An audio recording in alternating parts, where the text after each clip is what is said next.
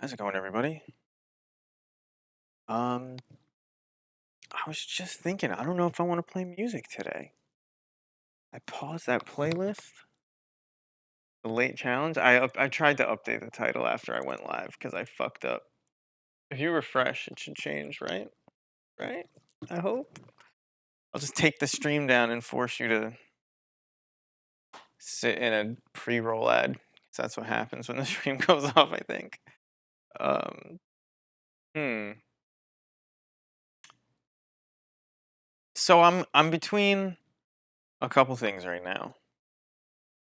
There's the option of no, no, there is no challenge. I just fucked it up. Uh, I think there's a prelim. There's a limited prelim that just started, although it doesn't look like it has any participants. So I guess it didn't start. I think the prize structure is fucked up.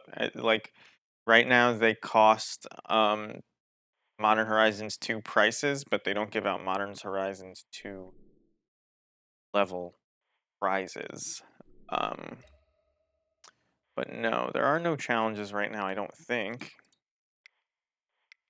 Right? I don't know what specialty is. When was the last time you played Momir Basic? Been a while. I used to love the Momir Basic daily.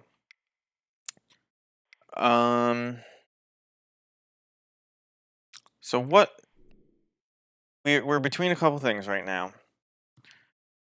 We can play this wild bidding hybrid list that I made for the challenge and played poorly against 2 combo decks. We can play Legacy with a classic food chain list. I don't really feel like playing the Snoop list in Legacy right now. For some reason, I don't know. It's probably fine, but we could argue about whether Ragavan is better than Deathrite Shaman, because it is. And it should be clear to people that one, if you're having that conversation, maybe the card shouldn't be in your format, regardless of what format is.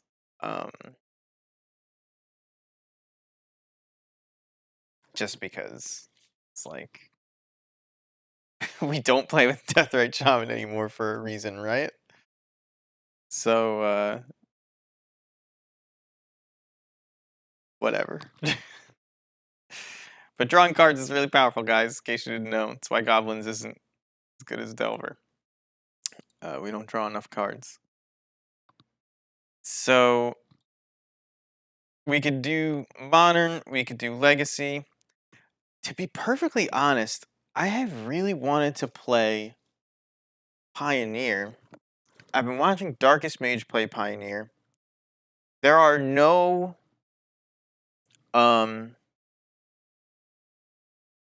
Goblins decks being played in Pioneer right now. I actually already had it up. This is the Pioneer metagame as it stands. So let's like reset it out just to make sure that this is recent. So there is a mono red aggro deck, which whatever. But like Goblins is literally nowhere on this list. And the interesting thing about that is that Ringleader, War Chief, Bandit Lord now,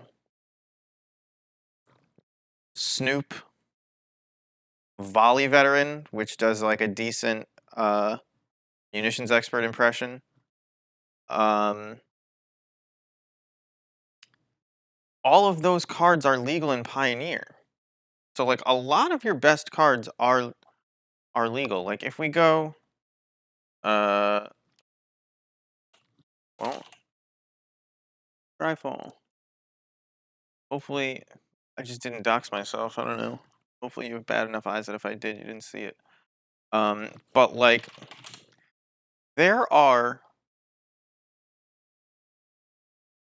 actually a lot of the best goblins ever printed are here. Let's just go to EDH rec rank. That's I have a feeling that that's like a pretty good idea of the most powerful cards. Apparently not.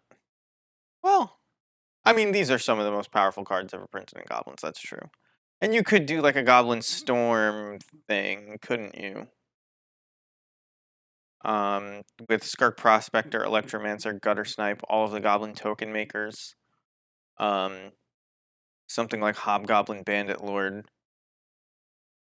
Just get a bunch of chip damage in. But anyway, you got Rabble Master, you got Trash Master, you got Crater Maker, you got Ringleader, you got Chain Whirler, you got Grumgully, you got Snoop, Legion. Like a lot of the best goblins ever printed are legal in Pioneer. A healthy number of them. Now, I don't know what threats in Pioneer look like. You know what I mean? Like, I don't know. Like, how good does your deck have to be good in Pioneer? Like, if you can play goblins in Historic, I guess you don't have Muxus, right? So you can't really compete, but I don't know. It's worth thinking about. But I've been looking at what? This is like some melding of elves and goblins together. It's such a shame. I say this all the time lately, I feel like, but Rabble Master might be the best goblin ever printed, and you can't play it in a goblins deck. Like so sad. And here you see it with no other goblins because it forces your other goblins to throw themselves off cliffs. Um hmm. I think I'm just gonna play modern and wish I hadn't. I think that's what I'm about to do. Let's see what won the challenges this weekend. How do I gotta go all the way back if you wanna get back to tournament finishes, which is like kind of annoying. I don't know why that happens. Um all right, blue red Ragavan seems to have won. What are the chances that Ragavan isn't in this blue red deck, right? All right. So, yeah, blue red Ragavan, blue red Ragavan. Is this Bring to Light? Death Shadow? Why is this 5 color? Because they're playing Crime Punishment and they're black red. Green, but where's the blue? Oh, I guess there is no blue in this thing. So Death Shadow with Ragavan? Yeah, with Ragavan. Alright. So just Ragavan, Ragavan, Ragavan. What are the chances that this one has Ragavan in it? This looks like Living End? Nope, it's Rhinos. No, it's Living End. Alright.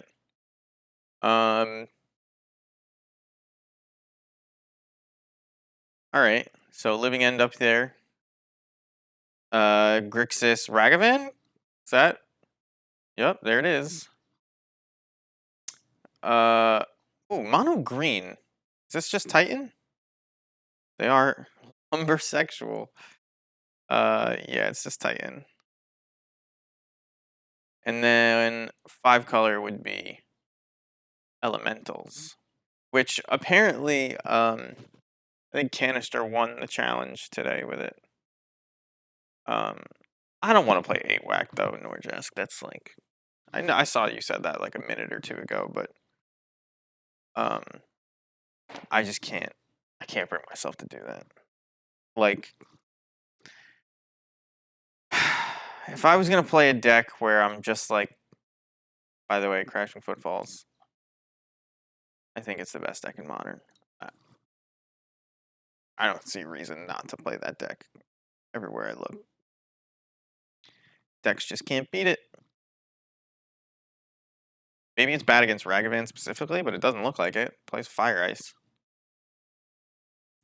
Alright, so more Ragavan decks. This looks like Mill.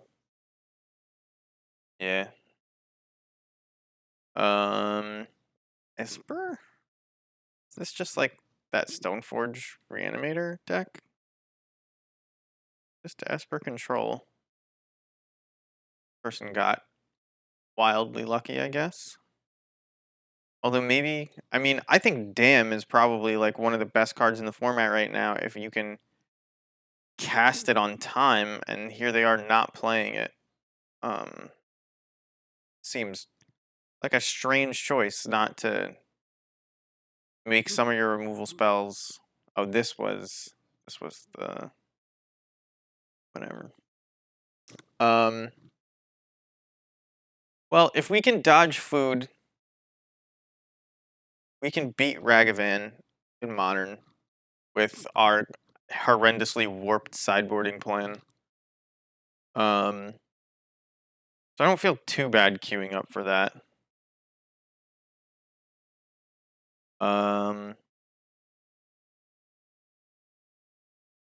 But anyway, let's talk about elevating the discourse while we queue up for this Modern League with this wildly weird. This is obviously not optimal. I came up with this 5 or 10 minutes before the thing started, and I was just like, fuck it. Send it. Let's go. But we'll see how it performs today. Let's talk about elevating the discourse though, surrounding goblins. There's two types of people. It's probably more than that. But there's at least two types of people that gravitate towards goblins.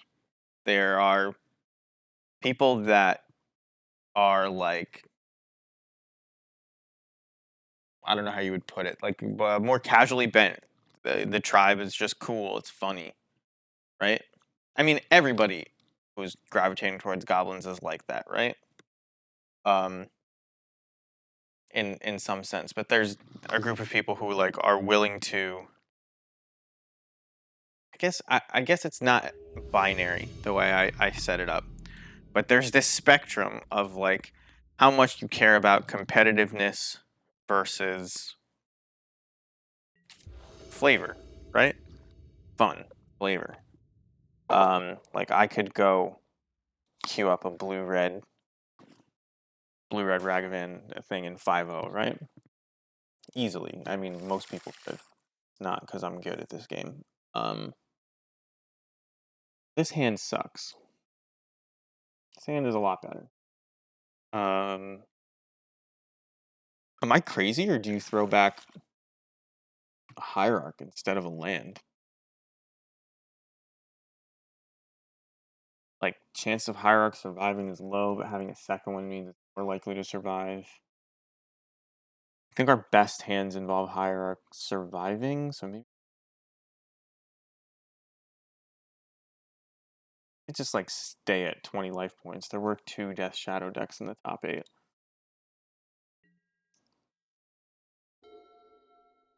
Are they hit points or life points when you play Magic? How much HP do I? Apparently in German it's KP, but I have no idea what the K stands for. I was watching Foxy look at her old Pokemon collection. She had a German Venusaur. Hall of Storm Giants. Is about to be an opt here? Playing control? Like exactly what you want to see across the table? So if we're playing control, we have uncounterable Snoop. So like we might as well just get all our little 1-drops into play. We can play Snoop whenever. And we'll hit them for 2.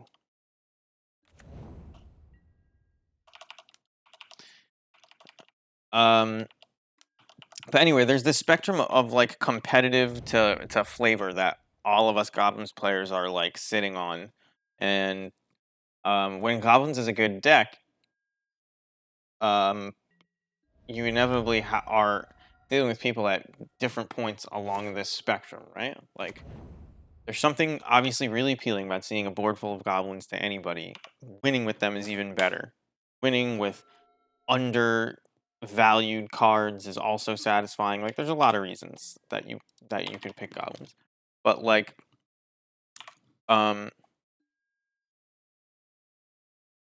it's hard to weed out the people who are like who actually believe the deck is competitive, the people who are just trying to have fun, right? Like they would play goblins no matter what. Now unfortunately, I'm trying to win, but I promised I would only ever play goblins. Do I right now into what I assume some sort of red removal spell over there? I don't even think I'm supposed to. I don't even. Um, and I don't know. It makes card discussion really difficult because you never know where people are. Um, as far as yeah, I think we made the correct play by not playing Snoop here. Lose out on like 1 or 2 points of damage. I probably should have gotten a swamp. So this looks like it's going to be straight blue-white control, and I say that because of this Hall of the Storm Giants. I think Esper just has better creature lands than this, but I could be wrong. We'll save the munitions expert to kill like a Teferi or something. But anyway, I feel like that's what I am butting my head up against. Yeah, the underdog mentality is a big part of it for me. Right, and it's a challenge. Like, but so what I think I'm butting my head up against when I'm talking to people and telling them like Ragavan is this good. I am the oh my god, what is that guy's name? The guy who's yelling about Emrakul in that set. Um, damn, I don't remember the lunatic, but you know, I'm telling people Ragavan is really really good, and they think I'm just like another person complaining about the best card in the format. You know what I mean? Um, things like that. They're gonna path my ringleader. That's fine. But like, not bad at the game. I just picked goblins. You know what I mean? Like, I understand what's going on. I have consistently been able to tell you what the best decks in the format are before they even get there. My card evaluation skills and my deck evaluation skills are on point. I just play goblins because I've decided to. Yeah, I mean, Triple Exalted Ringleader was cool while it lasted. Unfortunately, our spells are no longer uncounterable. Which sucks, but I mean, it's what the vial's for. I am going to, I mean, they don't have any counter spells up right now, and it looks like they're missing a land drop, so we are, nope, they're not missing a land drop, but they don't have any untapped mana, or relevant untapped mana for this munitions expert. So I'm just gonna hard cast munitions expert off my basic lands.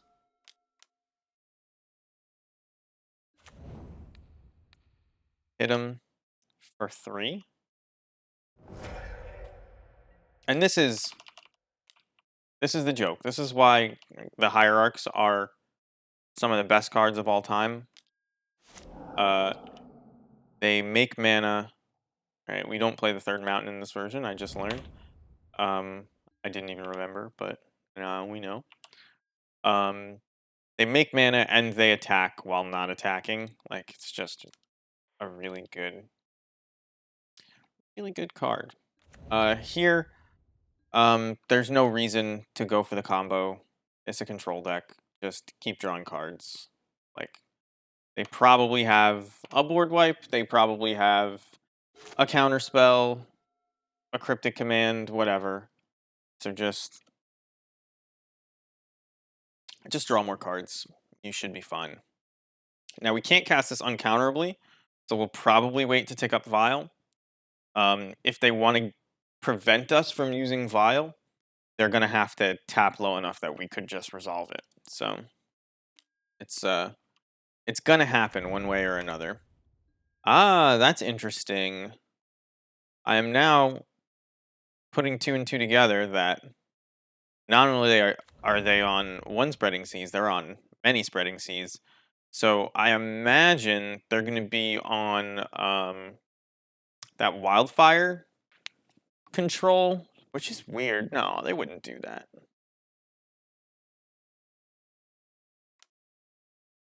But they're not interacting with this Aether Vial. Oh, there it is. All right. So Pashlik is a good one. We'll see if there's a bolt hanging out over there. We're gonna attack with everybody. We're not going to just you know what? If they straight up counterspell this ringleader, does that allow me to resolve anything? No. So let's just play this off the top. Okay. No counterspell on a matron. I could play Mog War Marshal. I could play War Chief. Both of those play into I guess I'm just supposed to grab Harbinger because I have a ringleader in hand. Just like put him dead to not killing Snoop. Like, don't go for it now, but 1, 2, 3, 4, 5, 6. A board wipe, I believe, puts them dead to ringleader. Oh, actually, board wipe just puts them dead without exiling one of my cards first.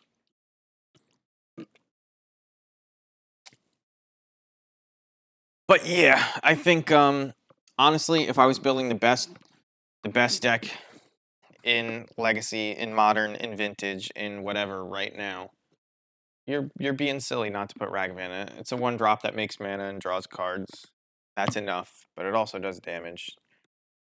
The fact that you have to do damage while you play it, it's like that's one thing, but people were already playing Protect the Queen strategies. It's not like Canadian Threshold wasn't a deck that became the best deck in Legacy. So now you have a card that is just always on. Just play that. I'm surprised that people are like so resistant to the idea that Ragavan is busted. Like, super busted. People think they're being clever by saying Dragon Rage Channeler is better. And it's like, maybe because it doesn't have to attack to get its virtual card advantage, but if that's the case, we got bigger problems. I don't know. I'm kind of tired of playing against various flavors of Modern Horizons 2 Red. I don't like it. I think there's a lot of weird sideways reimaginings of Deathrite Shaman in Modern Horizons 2. They just like took all the most powerful cards and they were like, why don't we just like make them a little better? We'll print them again, but different. I mean, this person's dead. I have them dead to just sacking my whole board. So you go for it.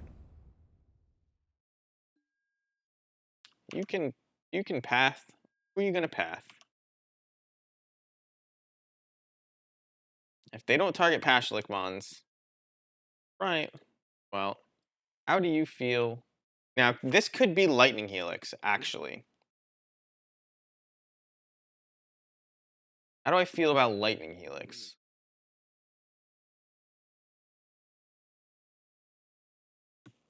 Does it bother me?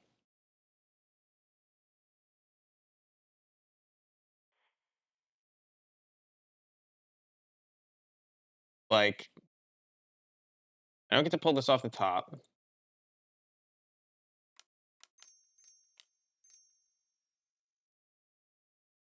Because of Lightning Helix, I'm just gonna do this. They didn't target my Pashlik Mons, which, whatever. I'm gonna hit them for 1, 2, 3, 4, 5.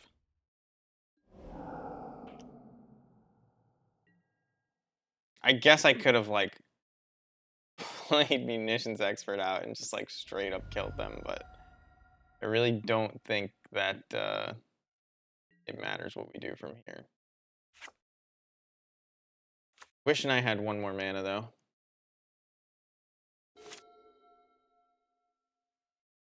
Or just done one more damage, but by doing what I said, Munitions Experting the Snapcaster Mage and then whatever. But I don't think we lose the game in any universe.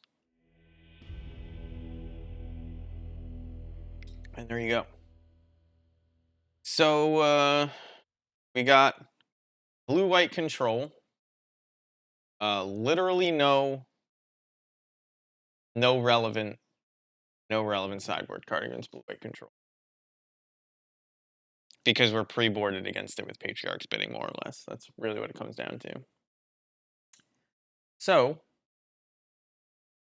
we'll just run it back. We'll just run it back. I guess maybe if they like saw a bidding game one, I would bring in engineered explosives for like a rest in peace or something. We'll keep this.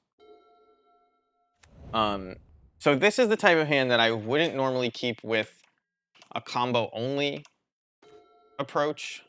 But in this case, we're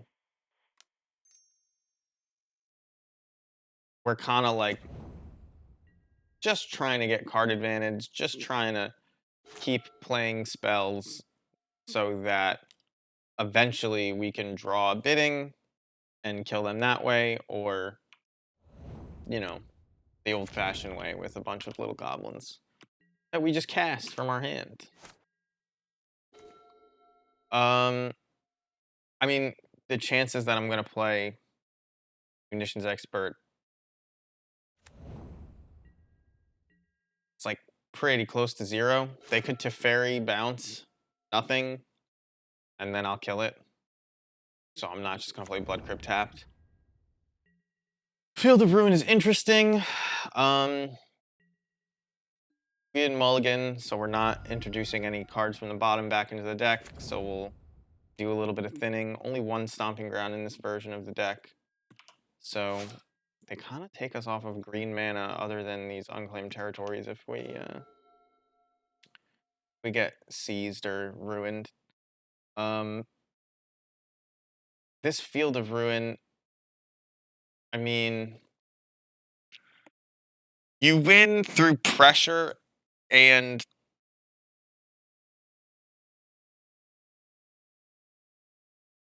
card draw. I don't think just resolving Matron is enough. So I'm just going to play Blood Crypt tapped.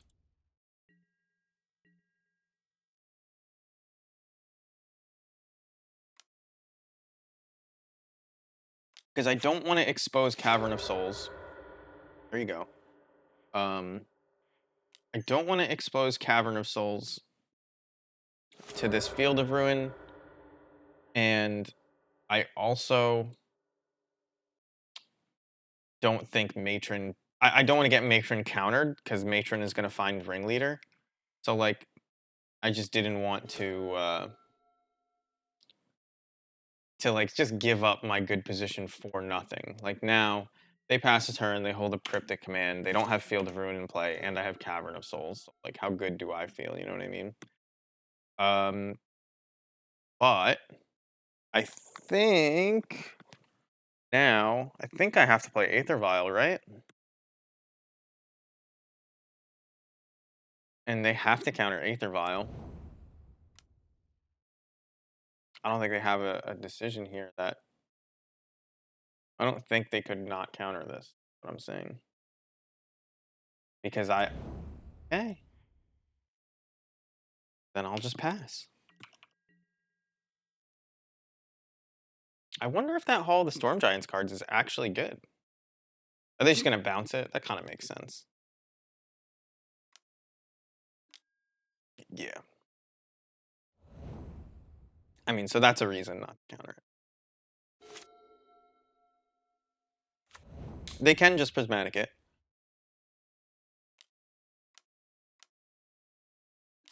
So this is T Fairy goes up to 5. I'm gonna hit it down to 3, I believe.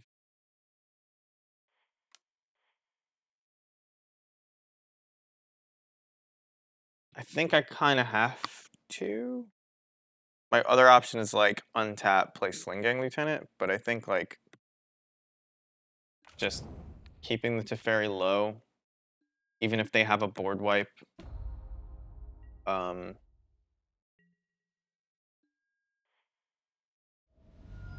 I'm doing okay. I hope that I can get like a ringleader here off the top.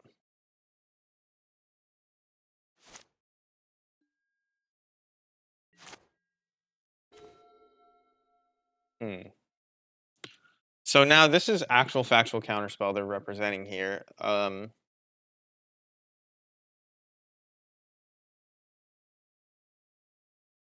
So let's attack Teferi for 1.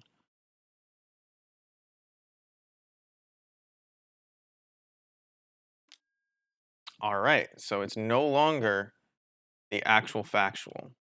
So what does this mean? It means when we tutor with our matron,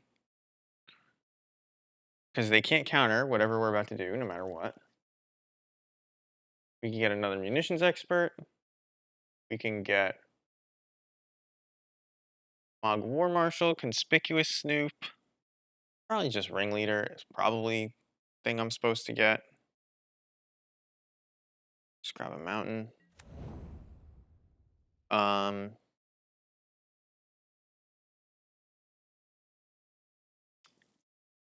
I'm gonna play Sling Gang Lieutenant here, as opposed to Matron plus Munitions Expert. I'm gonna play Sling Gang plus Vial, because I believe this will give us an opportunity. Yeah, it'll give us an opportunity to resolve a ringleader the easiest next turn. We can actually play matron plus ringleader just on 7 mana, and they probably are going to have to deal with the board here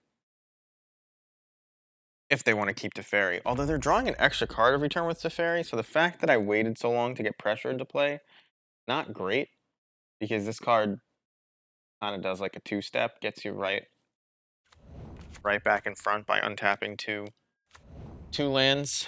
And here comes, what are they gonna? Prismatic ending the Vial, I assume.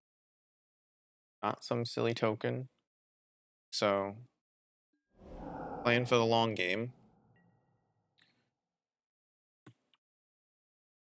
And they're just gonna have 4 mana open. Hmm.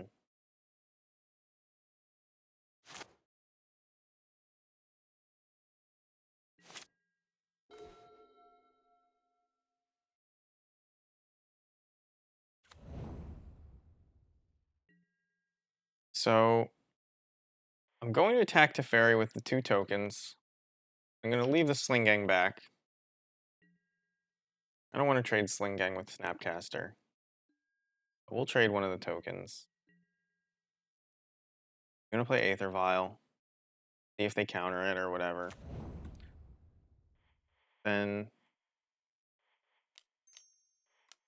we're going to prepare to refill our hand next turn.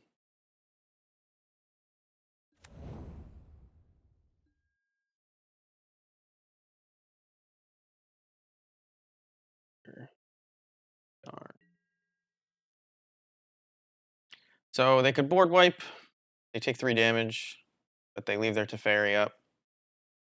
They'll have at least 3 mana up after that. But we need this ringleader to draw us a couple cards so that we can compete on the axis of card advantage like we planned on.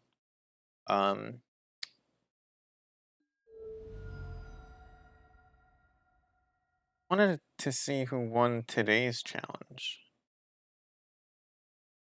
Also, I'm curious why Crashing Footfalls didn't make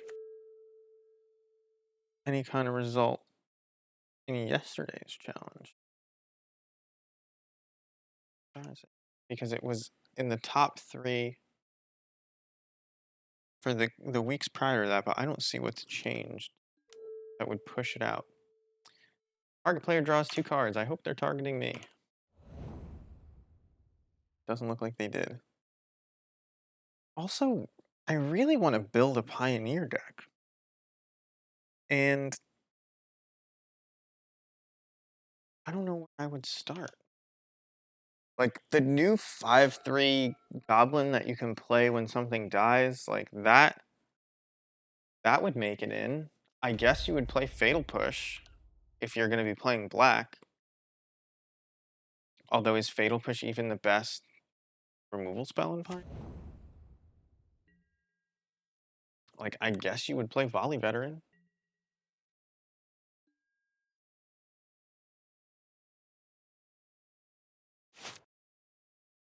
So, um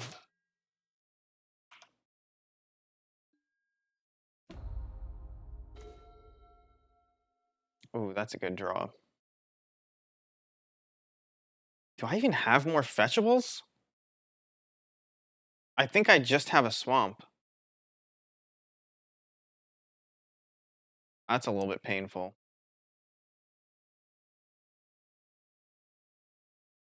That doesn't often happen.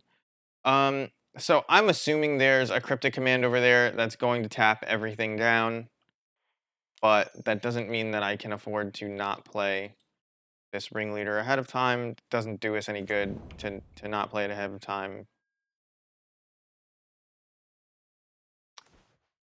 We find our one of Harbinger and another ringleader is exactly what you're looking for.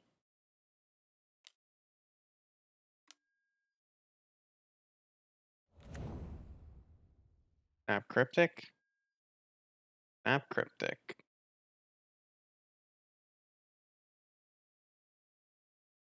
So after they cryptic, we can actually put in Pashlikmons and just kill Teferi, which I think kind of makes sense to do.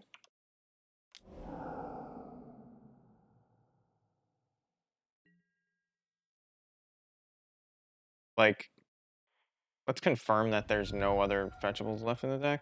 Yep, just the swamp. So this is dead card.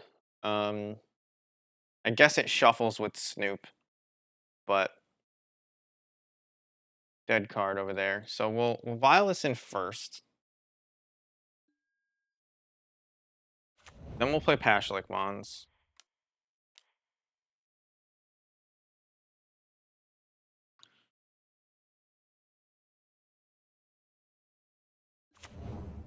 So 1, 2, 3, 4.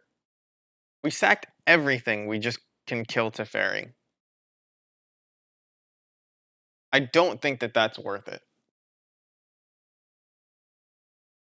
Believe it or not.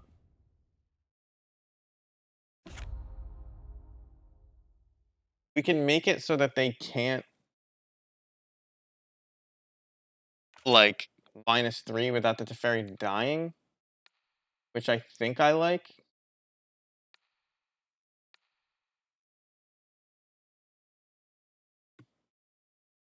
Now, forcing them to draw a card is like not necessarily the best play, but I don't think this matron being in play is better than preventing our Pashlikmons from being bounced. We would love it if they bounced our Sling Gang. Like, I'll draw that again, but um, kind of like having the Pashlikmons in play.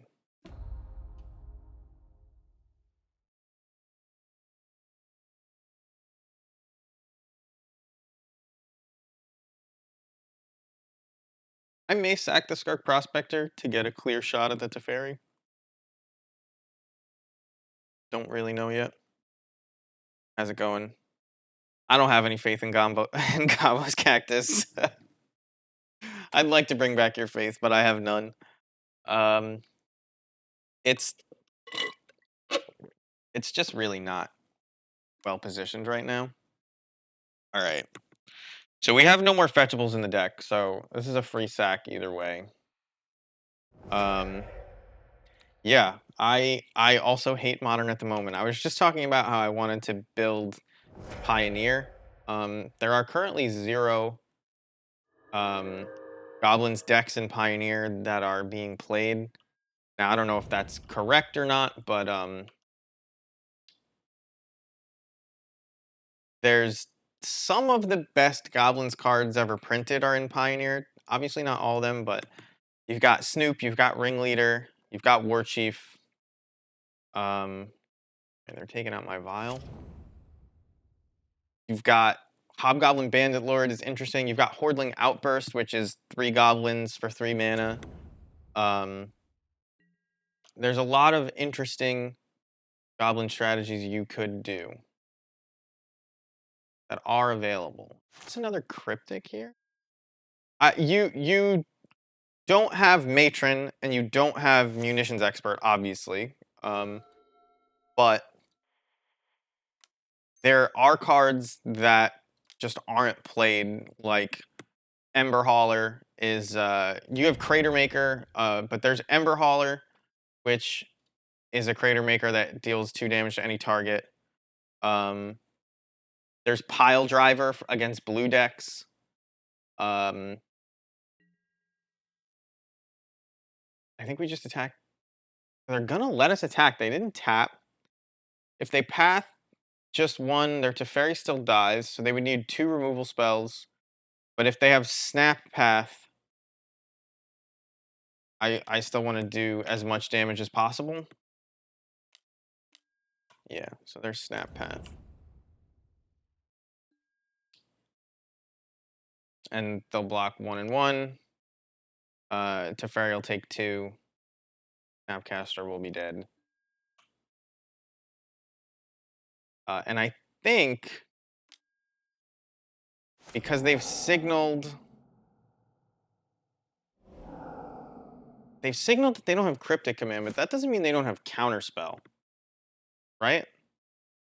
So let's just test the waters with a Junker. We'll see. All right, is it just because they're planning on doing this? I think it is. If I played a good card, would they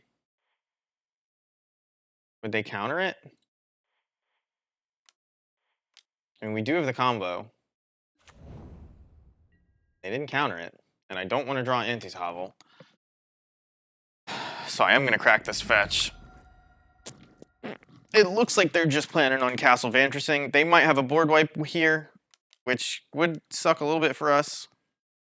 Yeah, they're just Vantressing. But yeah, you don't have Chieftain, but you have Pile Driver, you have Rabble Master if you really wanted. There's also the possibility of like a Goblins combo deck with all of the token makers that I mentioned, because you have Skirk Prospector. So big, a lot of Hot Tub Demon fans in the chat, I hope. Can I? So there's a possibility that I grab a Munitions Expert here off the top to kill Teferi. We'll do this now. It's a Mog War Marshal. Okay.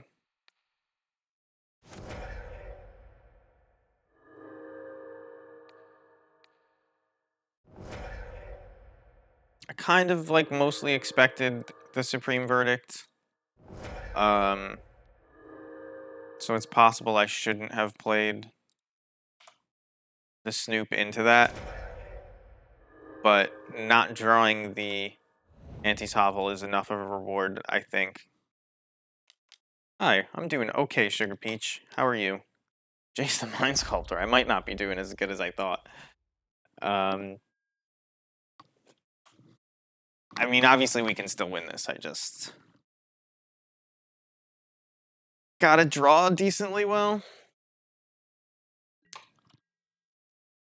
I'm not playing any music today. Just sitting in silence, which is different. You definitely play better. At least I do. Let's see if this resolves. That resolves. I really needed to resolve Boggart Harbinger, which is why I was testing the waters there. Oops.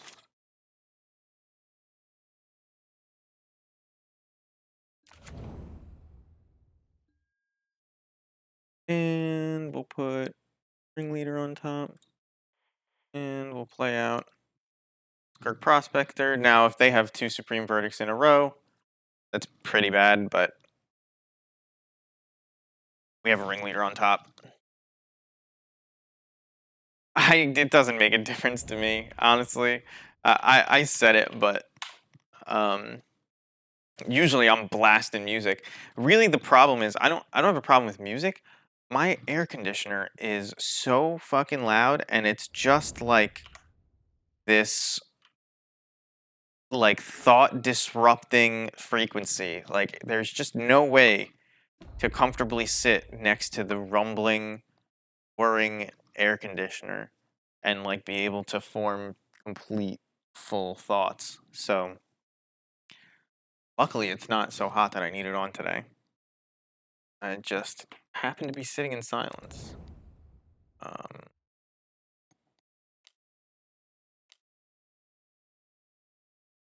uh, got band practice.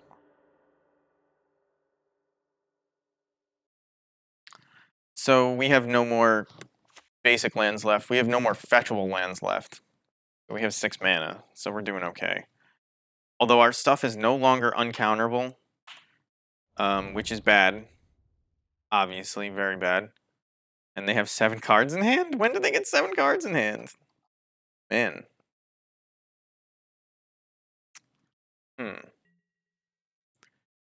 I don't think we're going to win this game. I'll throw that one out there. Maybe I'm just supposed to concede because I'm on 7.5 minutes against blue-white control. Just didn't have enough early pressure in the hand. They echo. I mean, they're at a pretty... Wait, oh, because they shuffled my deck. I assume I'm going to get tapped down here to save Jace.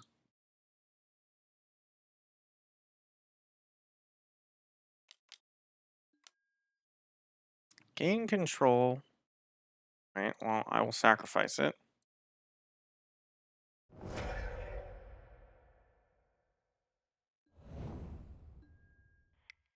And I'll kill Jace. 1, 2... I guess I could hit the fairy. Because if they don't have anything to stop this stuff, I guess they could have snap whatever again. But snap path, I'm not killing Jace either way. They Aether Ghost my token to save Jace. So maybe I should have just hit Jace with all of them. Usually I do that sort of thing, but I forgot about Aether Ghost, to be honest. They are... Yeah, I think it's all counter spells over there, I'm going to be honest. Like, we've had a Cavern of Souls in play most of the game. So, like, one thing about this, though, by the way, like, blue-white control cannot win in the 6 minutes they're going to have left for game 3. I wish we had infinite time, because this is, like, a good game. I would play this matchup. It's a fun matchup. Let's see what we got. I mean, Castlevania... Oh, this is a blocker? Ooh, that's a big old blocker, isn't it? Means we have to attack Jace with both, and they eat one.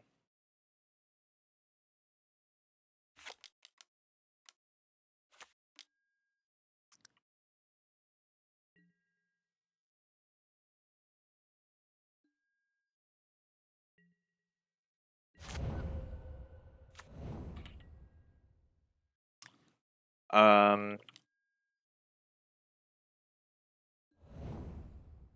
yeah, they wanted to keep Jace. That's why they gusted the token instead of anything else.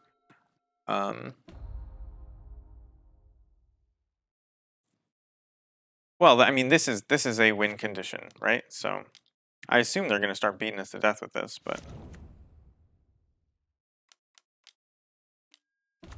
nope, they're just going to keep brainstorming with Jace. Interesting. All right, I have no time on my clock. So we're going to have to play both this game and the next one very quickly.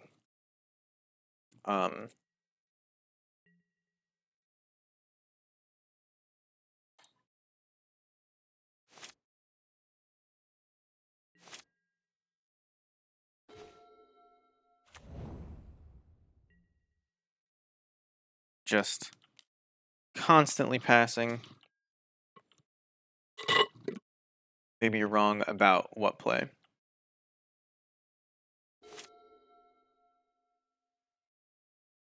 I already paid 2 mana for the 1/1 either way, right? So which 1/1 you gust doesn't put you in any different position in regards to my spent mana. You don't have to target the card.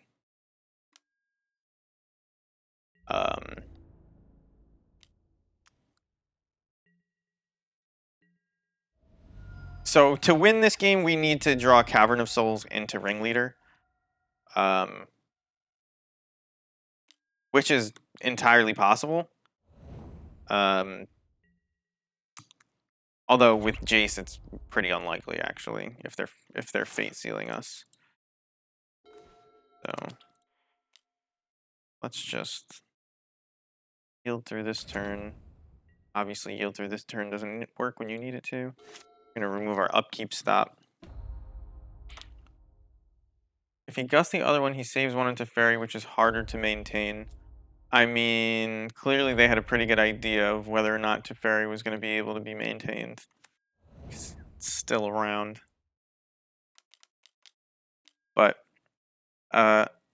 both my opponent and I are going to have 6 minutes on our clock for this next game, it looks like.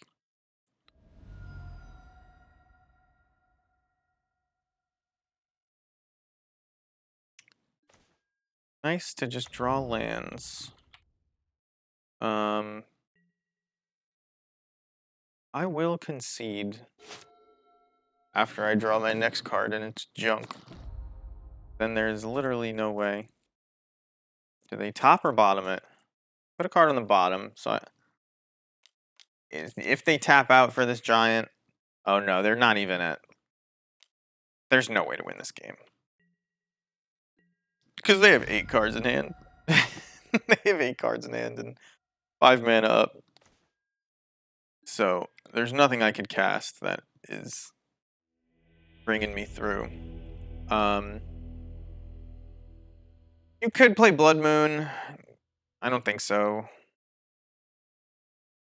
He doesn't do anything. That doesn't do anything. You could Leyline. They really were playing a lot of stuff out of the graveyard. Warren Weirding is a sorcery. Otherwise, it would be neat versus that big old thing. But honestly, Patriarch's Bidding should be enough if you ever cast it. And that's part of the reason I guess we were playing on. Yes, I want to play first. Yes, I'll keep this hand. And I think turn 1, I'm just going to grab Stomping Ground as opposed to playing Cavern. Any decision they make on their first turn, they're mulliganing to 5, by the way.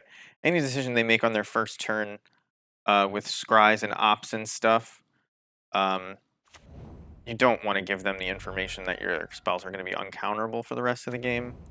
So our life total doesn't mean anything in a 6-minute game against control, so.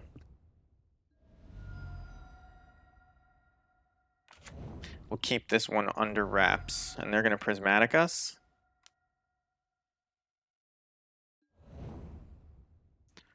Right, well, we need to draw land to play any of our spells. Not that one. Ooh, I should have saved... that's a good question. Which one is actually better to do? To save the fetch land or to keep the Cavern of Souls under wraps? I'm not actually sure. Um, Ignoble's a good draw, though.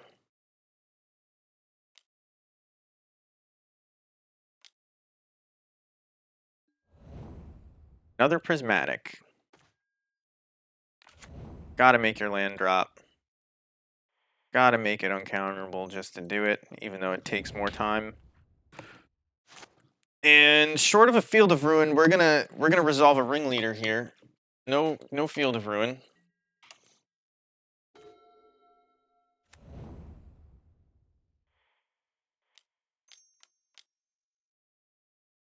So this will resolve. We will draw a million cards, including the combo. And we will attack them for 3. I'm also going to put this Skirk Prospector into play. Because if they counter it instead of drawing 2 with their Archmage's Charm, honestly, I think that's fine for me. And we'll shock. Because our life total doesn't matter. They're not going to get to 7 mana for their big old giant land. You don't think there's a... Oh, how's it going, Cobra? There's a clear answer for what? I don't even remember what I said.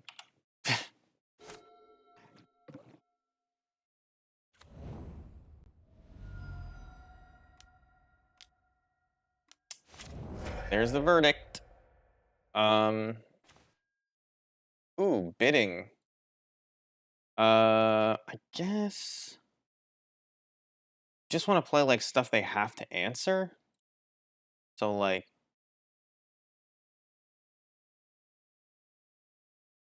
I can't get any value off of this War Chief, right? If I play it now, the next turn this is 3 and this is 2, so, like, no. 3 and this is 2. Chief just consistently does nothing. I guess I'm gonna put pressure on them and hope that I draw a land to... Oh my god. How dumb is it that that can even happen?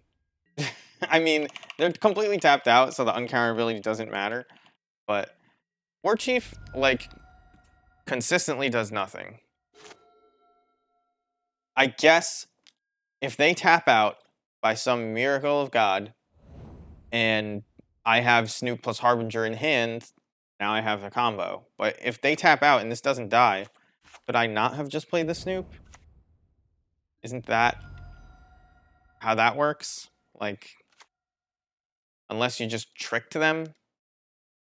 Is this just going to be, all right, so Supreme Verdict, as expected. Land? Land not bad. You can just put key. God. What does this get? This gets enough, and they're tapped out, so the chance of me resolving it is, like, pretty low in general. What do they get back? Nothing? That's pretty good. No, I mean, if they don't kill the War Chief, I don't know. I don't know how they win that game. We have 1 more mana. Oh, no, but we have a War Chief, so we have Mog War Marshal. War Chief does something when you cast Bidding, which is why it's in this deck, but short of the bidding stuff, it often does nothing. So they take a bunch, 4, 5, 6, 7. Theoretically, I think I could have played, like, Sling Gang, but, like, got 2 more damage or something. I don't even know. I don't think I'll pay Echo. What do you think, opponent? Should I pay Echo?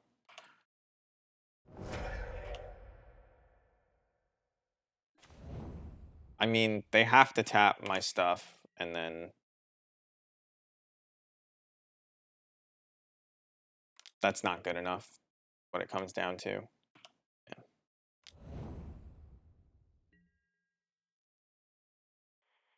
Black, red, oh. It was counterable because Cavern of Souls is stupid, but there you go. Yeah. So I wanted. It went to game 3. It went down to like 2 minutes on clock, but that was not a difficult. It was not difficult. I mean, they were really struggling for time. We didn't board any cards. We literally have no cards for the control matchup because it's just that good a matchup. And yeah, War Chief was impressive off of the bidding, which is why it got the nod over Chieftain. Um, although Chieftain would have just killed them off that bidding, so maybe Chieftain would have been just as good or better. It's not like they were going to win after that bidding resolved, either way. But control is the kind of matchup you're looking to play against. And Cactus was here earlier saying, "Give me faith in goblins." Yes, the dual card is Crime Punishment Carador.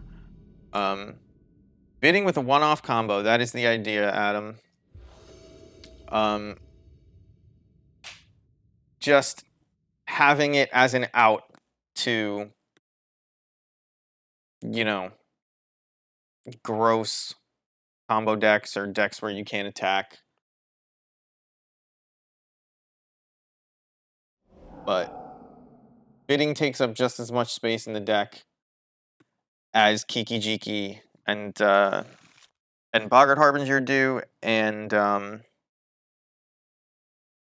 they kept 7. This is like decent against a Ragavan deck. It's bad against most other decks. And it's bad against like Dragon's Rage Channeler from Ragavan. We'll mulligan, we have better hands than that. This hand you really want to draw bidding. You're just keeping based on Snoop Sling Gang.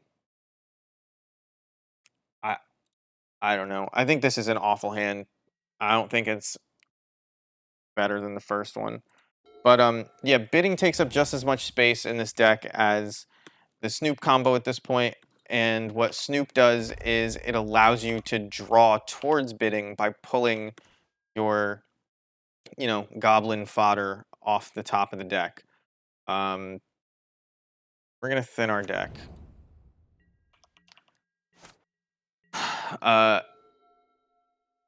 If they play Chalice on 1, we have Cavern of Souls. I don't think Eldrazi Tron is like the worst matchup now that we have bidding outs, although the way to beat them used to be to just play combos. This is not classic Eldrazi Tron, though. This is something else. Charge Drazi? It might be. I don't know what that is. I haven't seen it yet. Like charge counters Eldrazi with like... Oh, I don't remember the name of that card, but... the one that puts charge counters on things that you sacrifice. Ozolith? Ooh. It could be. I feel like the only reason they'd be running Mute Vault is if they were going to move these counters from Endless One. So you might be right. We're about to get hit for 5 here, which sucks a little bit. But make note, if we were a combo deck, they would be dead. If we had the Harbinger here. Unless this is Dismember. This could be Dismember they're leaving up.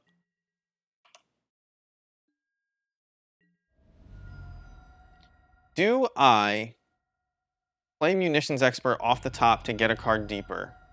Oh, it is Dismember they're leaving up. So we would not have had the combo anyway. And we're probably just going to get aggroed out of this game, is my guess.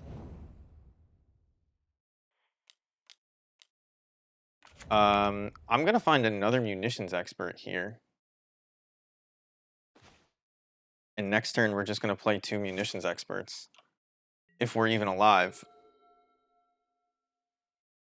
Will I chump? No, I don't think I'll chump. I think I'll take the 2 to make sure that I don't just get dismembered off of killing both of these. But they can attack us for 3 a turn with their copter, even with just this Mutavault in play.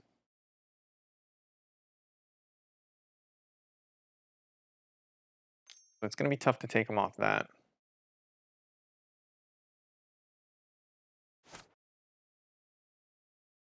The question I think I have is it better to hit both Endless Ones before combat to force them to make the play of tapping a Mutavault and like this is their only play, like just all in on Smuggler's Copter? Oof. You can only play this from exile, right? Yeah. Oh, but it's never going to do anything but die and go to exile. 5, 6, 7. We go to 5. They have a 3/3 and another 3/3. I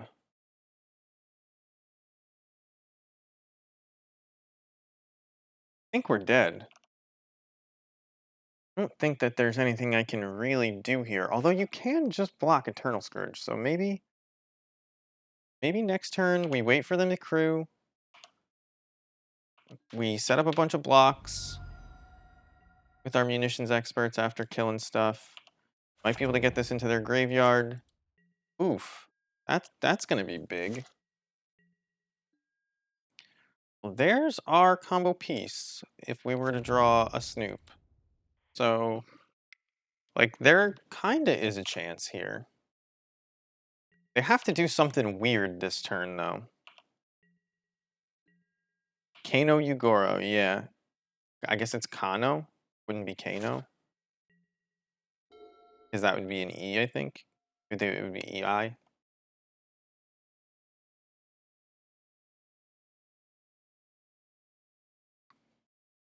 You know him? You frequent Hararuya? As an American person, am I supposed to call it Hararuya or Hallelujah? Oh, he streams. Oh, well, can we beat this? I actually think we're just dead to this. Like, you can... I'll let them crew if they're gonna crew. Not gonna crew. So we can double munitions expert this, so we don't take any damage from it. But then we have to like,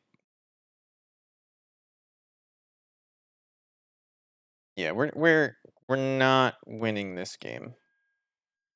Is what it comes down to. If I'm American from where? I'm from New York. New York City. I guess you want Tarfire, and I guess you want Blood Moon. And I guess you want Warren Weirding. Masked Vandal. Masked Vandal is iffy.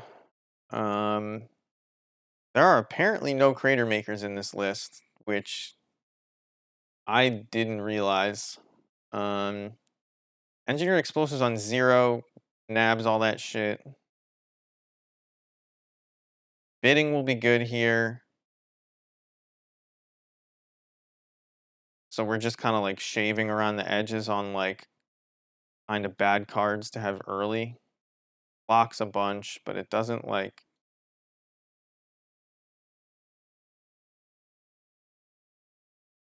I'm not sure Vandal is actually the way to go.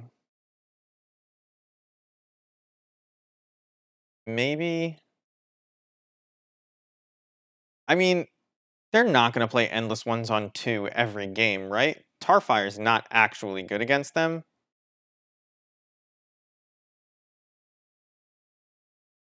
And Vandal is like...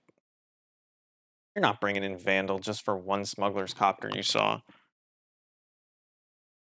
Now my turn 2 Blood Moon is way less powerful because I took out Skirk Prospector, but...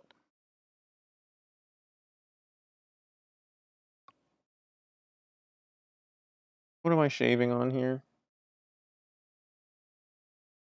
I'm like very tempted to just shave a war chief and call it a day.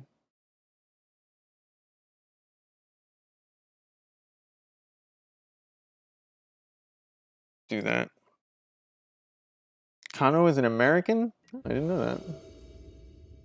Never would have guessed. I mean, his name is straight up Japanese, but or unless oh, I guess that could be not Japanese.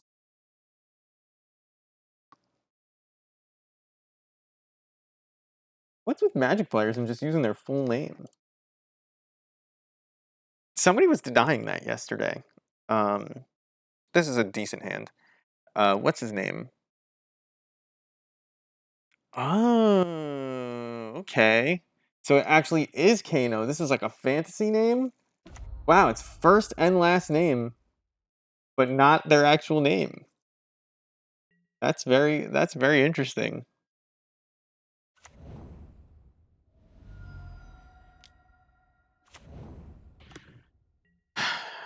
Gemstone Caverns, is this what we have come to? What do they exile? Serum powder. Wow, what is this deck? Kano Igoro on the Eldrazi Mimic. So I think there's room for a red Eldrazi deck, red-white probably, in the meta. I think now I could just get Eldrazi Temple into Thought Not Seared and just get crushed for 8, but playing Matron just lets me chump and get whatever I picked up discarded. So I think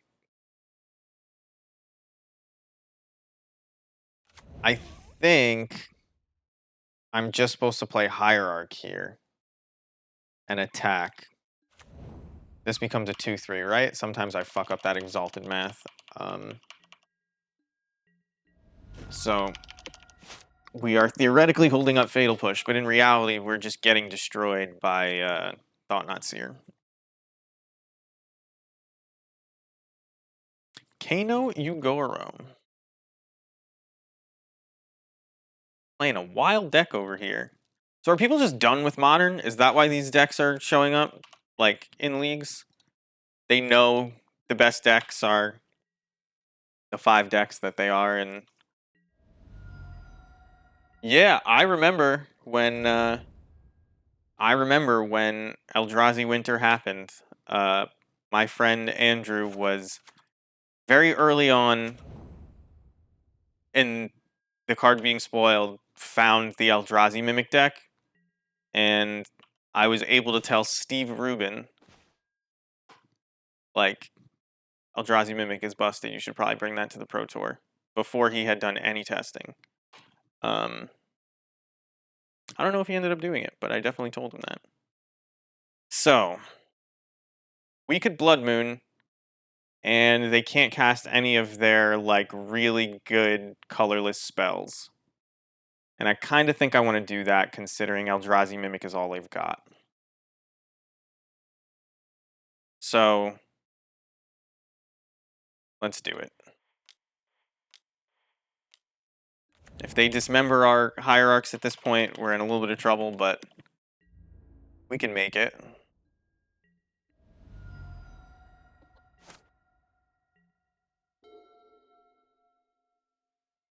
You agree that I should play Blood Moon? Yeah. I mean, taking 4 is rough.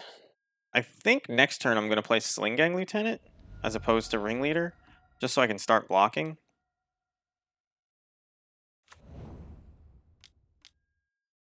Alright, Smuggler's Copter actually hurts a little bit. We may have to find a munitions expert to deal with that. I don't think there was a reason to get Kiki Jiki. And they can't crew this, so I'm just going to attack. They can't crew it now. They will crew it and hit me with it. But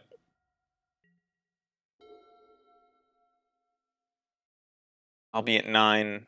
I have plenty of wiggle room here with sacking goblins. So that makes my attacks a little worse. I'm not attacking with a mimic. Obviously would have gladly traded a token for it, but can't force them to. They drew a card, discarded Serum Powder. Serum Powder actually allows them to make colorless mana. I'm not sure if they realize that. Whoop. They conceded. Maybe they realized that and then they conceded. They're going to be playing Mimics. Tarfire looks better.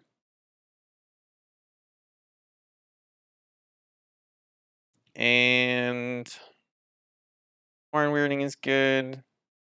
Is this one of those matchups where I'm supposed to board out Vials? Is bidding silly? Like maybe you board out one bidding? But this is going to be grindy, right? Like that's the idea. So like, maybe you just board out Harbinger. Say no combo, no sir. Because it's not like they don't have Dismember. I think Vials are too much. I mean, so I'm not disagreeing.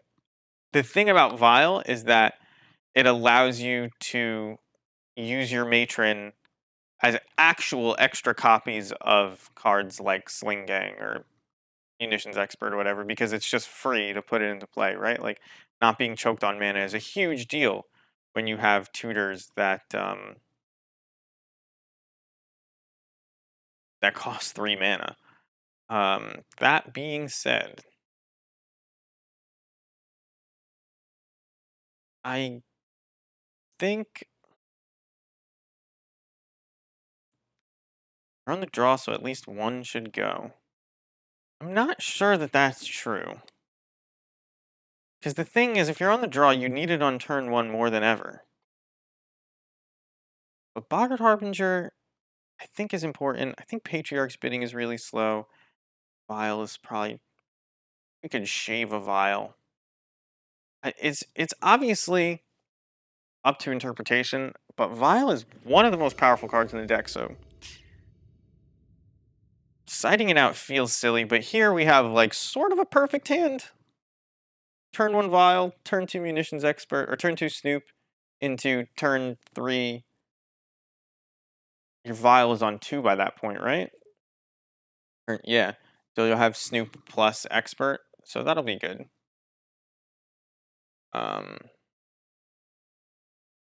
I agree that it's one of the most important cards, Adam. It's really, really good. The reasons to board it out are that you will not get value out of it before you're dead. And not knowing what's in this opponent's deck, it's very possible that we are going to be dead before we get value out of Vial. So that's why it's up in the air. Like, for example, Vial against Amulet Titan is pretty bad. Like, by the time you can get a 2-drop in off Vial, you may just be dead. And your 2-drops aren't winning you the game, right? So yeah, there's a lot of places where Vial may still be the best if you get to go into a long game, but you better have a plan to get to that long game. Because, you know, you likely aren't going to get there for free. I think here I'm supposed to put in Mog War Marshal instead of Snoop and not pay Echo. It's just way more likely that I have two Goblins in play for Munitions Expert after that, and I don't take 2 damage, because the chances of them attacking into this is like nearly 0. You don't know if you agree with the keep, or do you know what they kept? Because they got Urza Saga and Endless One. It seems decent. Like, I imagine they're going to play Land Copter, but they don't even need to play Copter, because they can just make Constructs here. Constructs are good cards. Although this Construct is going to be a 1/1, but... A land would be a decent draw here.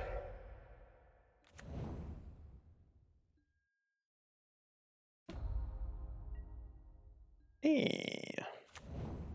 So, I think I'm just supposed to play out War Chief and hope it survives. Look how good War Chief is here. And by that I mean, It's not good here. It reduces the cost of Sling Gang Lieutenant. That's it. Um,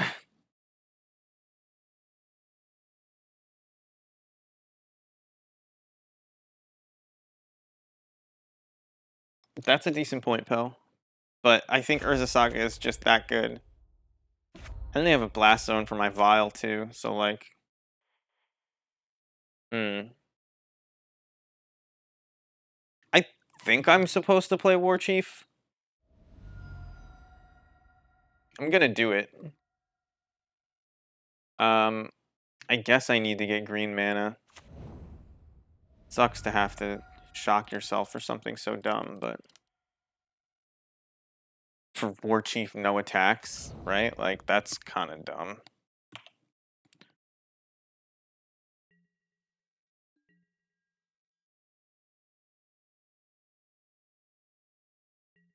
And I think I have to kill...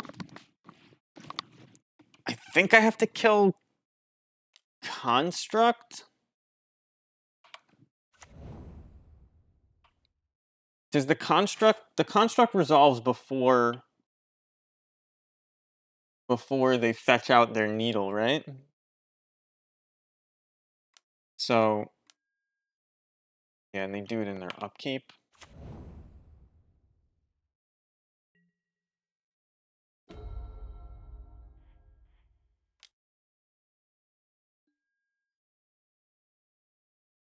So I have to do this here. If they have another Saga, kinda suck.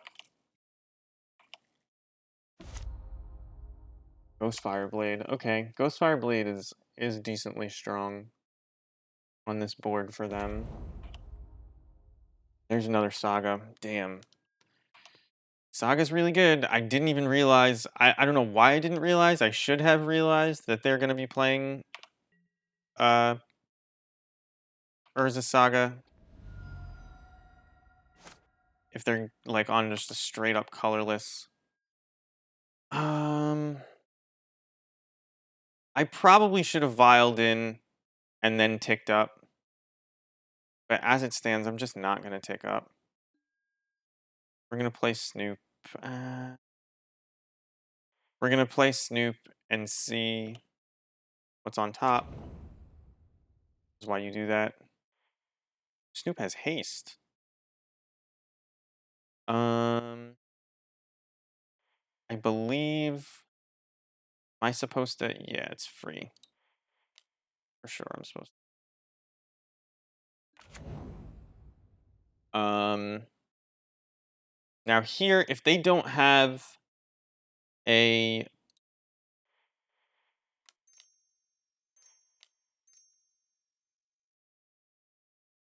Oh, whoa, whoa, whoa.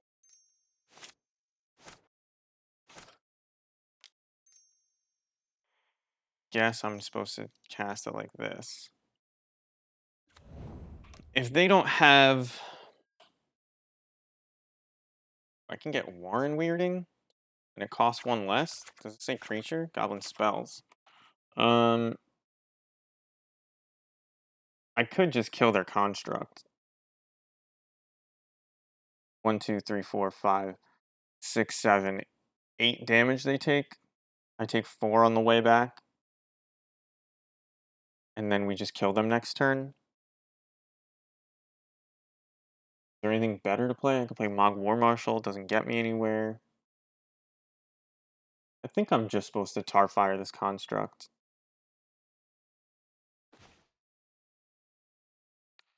That is a good card to have on top.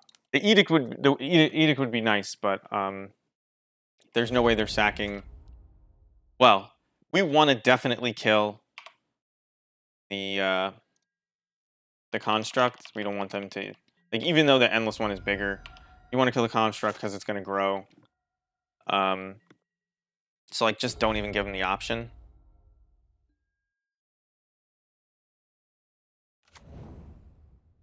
So now 1, 2, 3, 4, 5, 6, 7 goblins in play. This is 8, 9, 10. We know there's a munitions expert on top.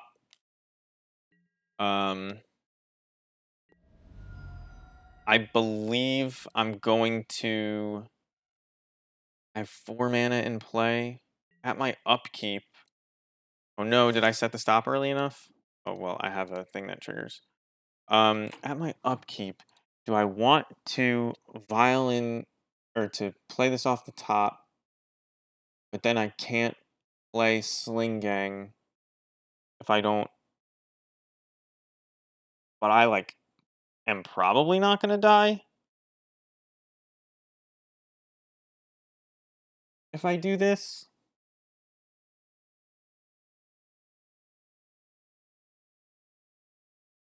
But I'm like definitely not gonna die if I just play out Sling Gang. Having to keep this Violet too has kind of sucked. This is free.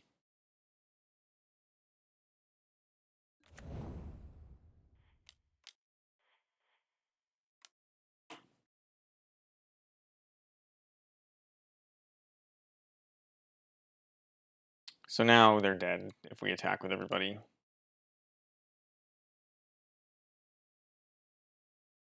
Because even if they activate Blast Zone here, I just Violin Munitions Expert, kill the Mimic. Yeah. What else do they run to get with Saga? You'd think Spear, Needle Spear, Ghost Fireblade would be great targets in your colorless Eldrazi Artifacts deck. So the last 2 matchups were things that are kind of like our bread and butter, random random modern aggro deck, and control, blue-white control. Like, those are the decks that Goblins shine against. If you're looking to pick up a deck and that's your meta, Goblins is like the perfect answer. Everything we do is what those decks do, but more consistently and better. We we draw cards and we deal damage better than control does. Our stuff is uncounterable versus them most of the time. And against aggro decks, we gum up the board and we kill creatures better than them. So, and we draw cards better than them. So we're gonna win the long game. So you can't combo with this hand, but in the bidding meta, is this even a keep? You've turn 1 Vial. The South Dakota is who we're playing against. They're queuing in a casual modern tournament practice room. No, I don't believe somebody in the casual modern room is playing Ragavan, so we're going to keep this. This is bad against Ragavan. Although I guess we're on the play, so you can keep 2 drops. I am going to attempt to hide what we are slightly. You have to get Blood Crypts, unfortunately, by going Blood Crypt into Vial. Now, we're really the only... Why is there an upkeep in my opponent's stop? Oh, I set that by accident. Cavern's Violence do keep is true when you're not playing against Ragavan, but on the draw. Like, this hand actually just loses to exactly what they just played if we were on the draw instead of the play. And we may still just lose to exactly what they just played. We'll see. They have land, creature, artifact in their graveyard. You have to remember their deck plays like 12 plus interactive spells. So the chance of this Conspicuous Snoop surviving is almost 0. It's pretty close to 0. They have Unholy Heats, they have Lightning Bolts.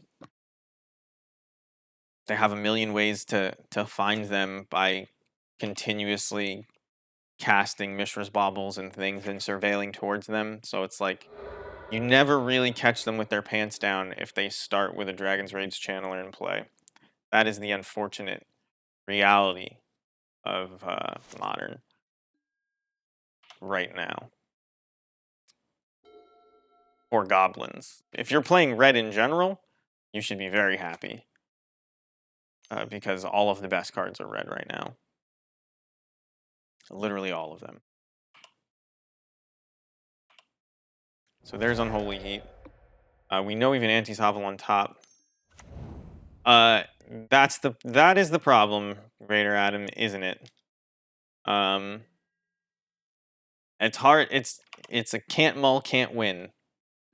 It's what the question is: what hands is it actually good against, or what decks is it actually good against? And it's like none of the top decks because I'm not playing Boggart Harbinger in large numbers, so I'm not just going to draw it off the top, right?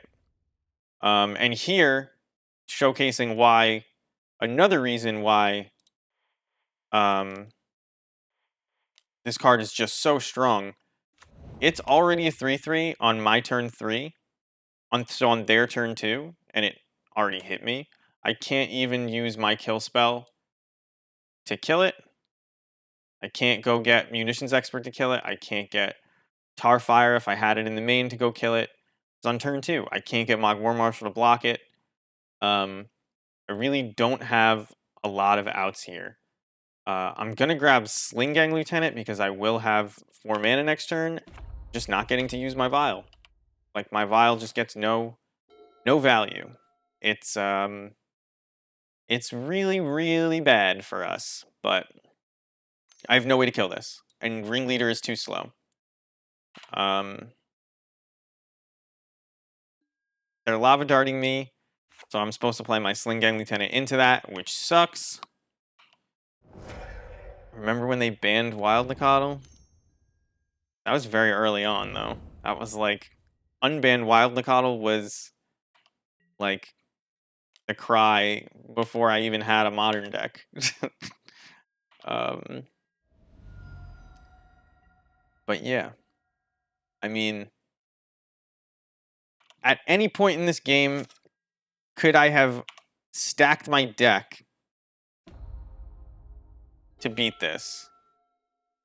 It's a real question that I'm not sure the answer is yes.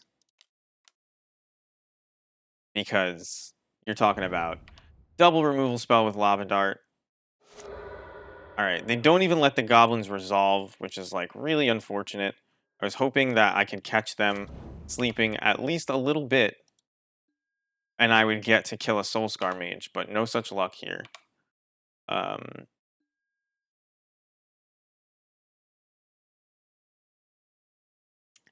Do I want to sack Pashalik Mons? No, I can't kill anything. There's actually nothing I can do. Actually nothing I can do. I should have dealt 1 extra damage, gained 1 life. I am ridiculously dead.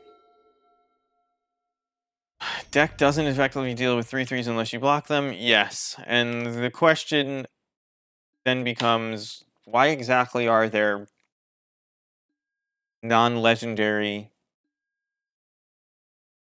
1 mana 3/3s running around that fly? Not even 3/2s. Not even Delver. Better than Delver. I mean, so I was saying earlier that Modern Horizons 2 is like a sideways take on a lot of the best cards ever printed. This is obviously Red Delver, right? Like, there's no reason that it should fly and be a 3-power creature at 1 mana other than like, yeah, let's make a new Delver. And do they have a Lava Dart in their graveyard? They don't. Ah. Well, that... Alright. No, at no point in time were we anywhere close to winning that game. I could have cast Goblin... What's the card? Goblin Recruiter? On turn 0, and I would have lost that game. So here is the disgusting sideboard plan that you have to bring in to deal with this. It says 11 cards that I am going to bring in to deal with their deck. Leader's too slow. Bidding is way too slow. Combo is definitely not happening. Maybe because the combo is definitely not happening, I want another ringleader. What can I take out? You could just not War Chief it. Just have 2 ringleaders.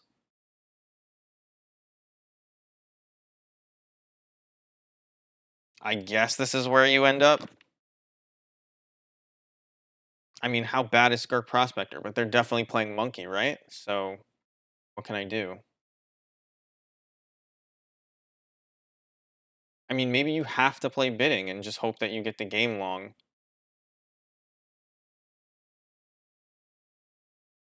Like we play one Bidding instead of one of these ringleaders.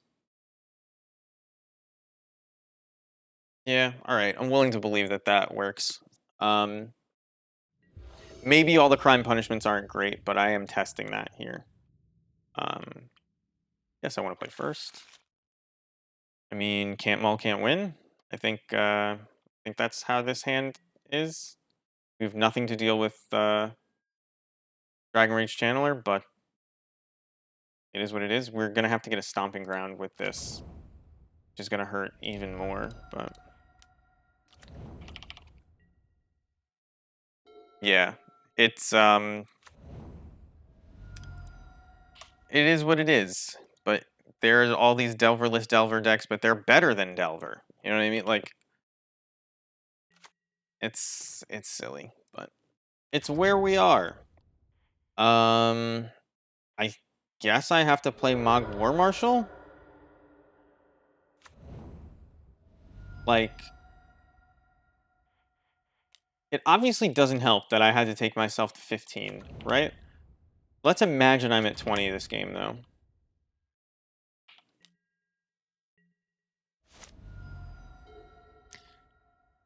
Tapping out only served to benefit us there before attacking, because they could make the mistake of blocking with their creature that is better than my whole deck.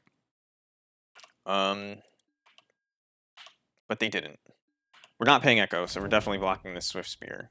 And I will always block Dragon Rage Channeler and hope they whiff. So. Artifact, land, instant. They definitely can't cast 2 spells. Yes, they're not even going to risk it. I think it's cool. I think it's very cool. The problem is if you're playing cards that aren't from Modern Horizons 2, you probably just shouldn't. Warren Weirding kills a Monastery Swift Spear and not the Channeler, which sucks.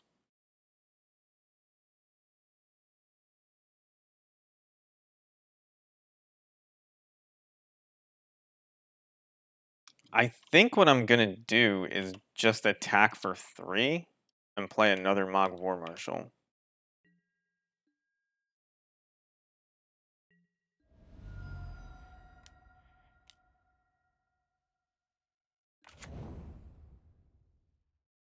If I really want to, next turn I can Matron plus Munitions Expert and kill the Channeler. Are you talking about versus Ragavan? It's like the problems with the format currently,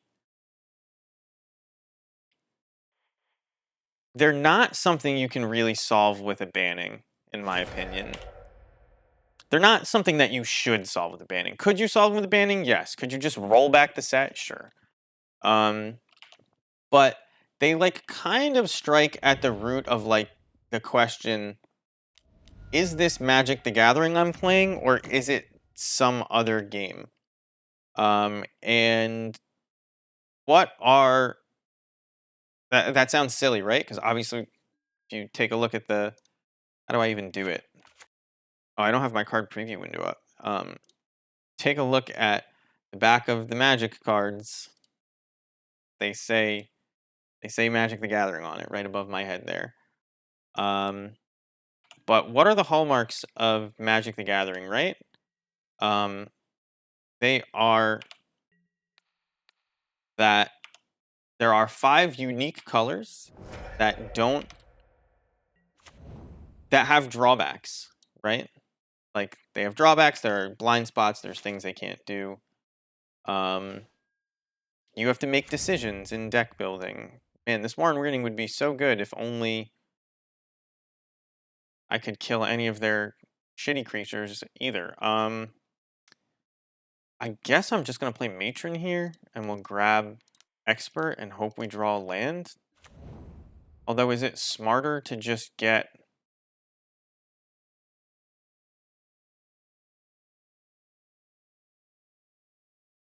Guess I'll grab Expert. Gonna take probably 6 or 7 this turn. So, like... The colors have drawbacks. You get to play 1 mana a turn, or 1 land a turn, excuse me. The idea being that you probably only get the most powerful spells late in the game. You know what I mean? A 5 mana spell should be more powerful than a 1 mana spell. But is it? Is this 5 mana spell more powerful than Dragon's Rage Channeler? I don't think so. I mean, this is a 2 mana spell, really, but like, let's call it 5, right? Like, there's like a lot of things about the game that are just not how they used to be that are not so in other formats like standard Pioneer, right? Like it's not this far away from what Richard Garfield intended. And I know that's a meme, but like um other formats are way closer. So like Unholy Heat, that's a huge problem. That magic card is not a red magic card. Unholy Heat is a 1 mana kill spell that kills any creature or planeswalker you pointed at. The fact that it deals damage is not relevant. It is not red removal. It is because it kills everything. Deal 13 to target creature is not lightning bolt. You know what I mean? Like, and it makes it so that it's not a red spell anymore because it's literally terminate for 1 mana. And like that's a big. It's not a flavor issue. It's like a color pie issue. Like there isn't a 1 mana spell that kills Emrakul, period. You know what I mean? Like, so it's not like Fatal Push. The distinction between Fatal Push, this was a good draw. The distinction between Fatal Push and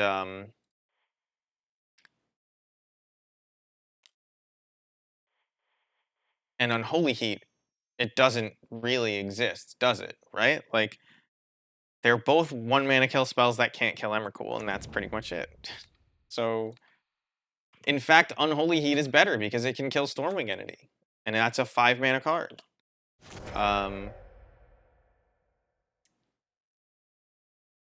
I can't even kill this with the Warren Weirding.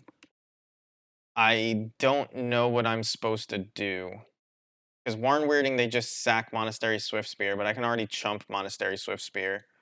So, like, casting this Warren Weirding I don't think gets me anywhere. So, that might end up getting me somewhere.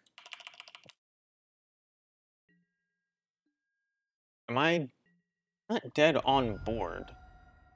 But yeah, so, like, Unholy Heat being basically not a red spell, and Dragon's Rage Channeler kind of, like, not being even in the realm of a magic card somehow. Like, that's, it's a little bit of an issue. And it kind of makes the game feel like a lot closer to a random card game that I picked up. You know, like everybody here has like tried another non-magic card game. You know what I mean? Like we all, have probably played Hearthstone and Runeterra and Eternal or even like Slay the Spire, right? Like, and the cards being designed are like, they just don't fit it. All right, so we're just fucked. They should obviously swing with this. There's no reason for them not to, other than just flexing on us, because we can't kill them. But cast with 0 colors. Well, there goes all of our tokens. They could have killed me. No, they couldn't have. But yeah, I played Hex.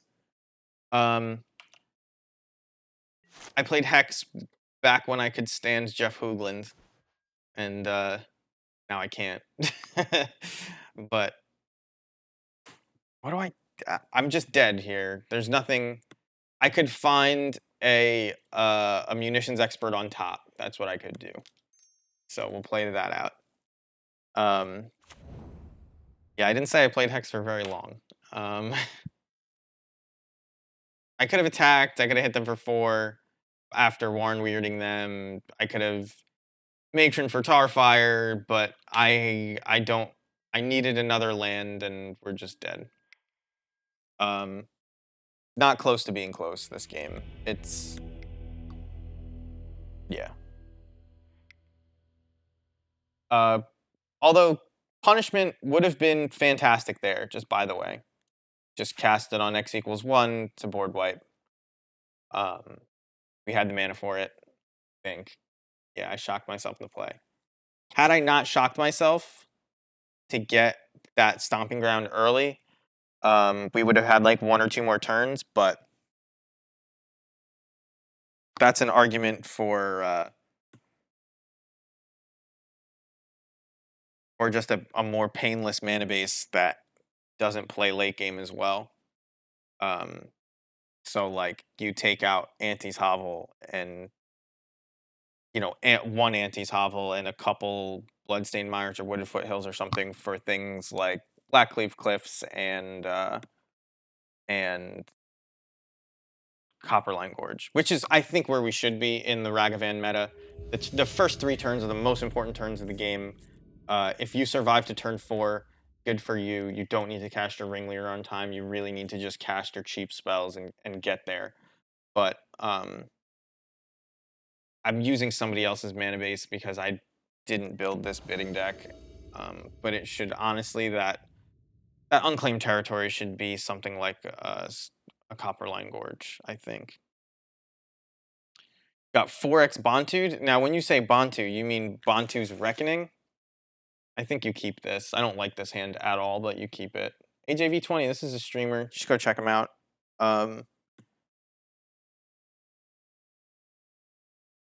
He plays interesting decks.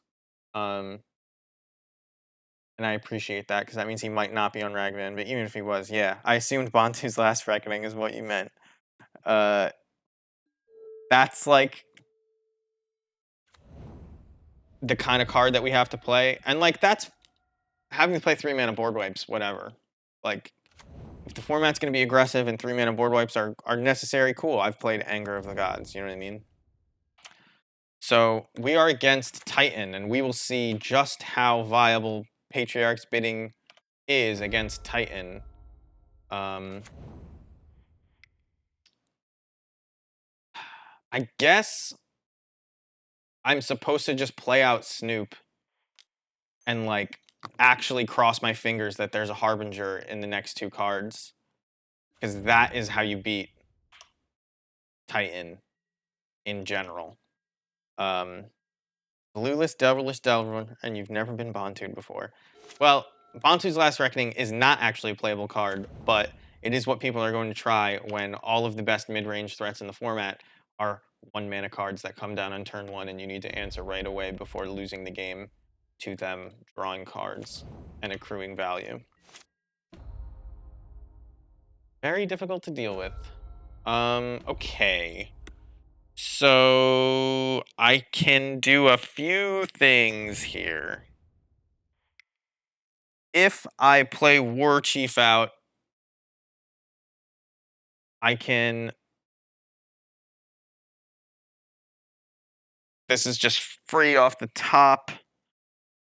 But then I just have 1 Exalted trigger to attack with my War Chief, though. And I get to kill the plant.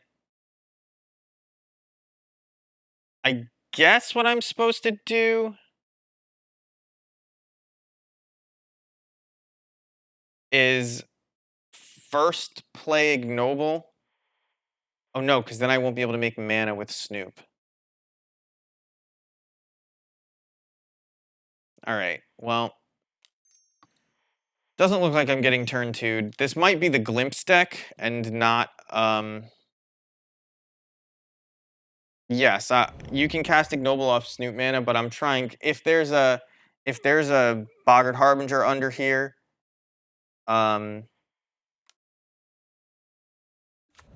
you know, you wouldn't be too happy with that decision. So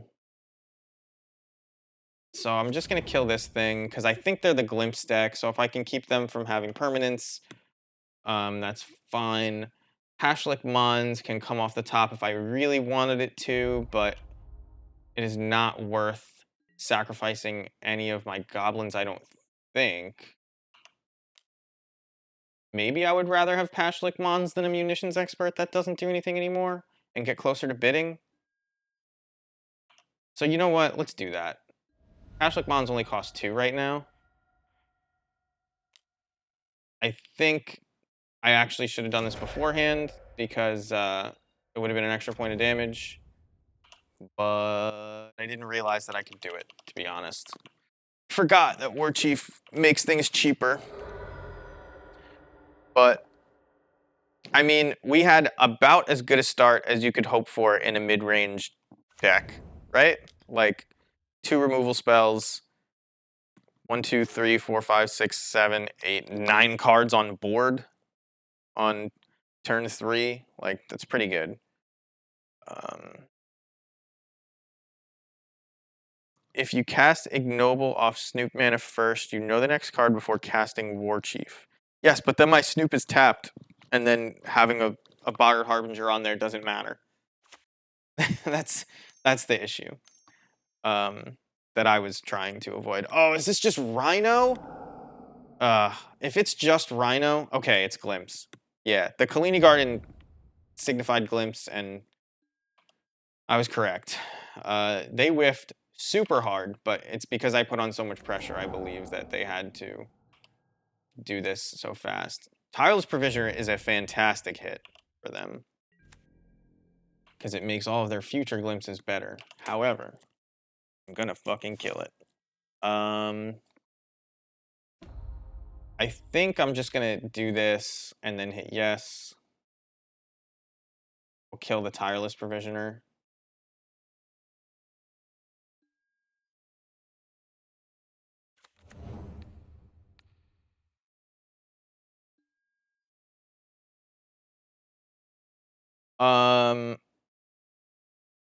But if there's a Harbinger underneath, then it doesn't matter, right? You wouldn't. I wouldn't cast the Harbinger into Teamer colored mana like that. It's like, then your Snoop dies and I have a Kiki Jiki on top of my deck that I don't want. That doesn't sound good.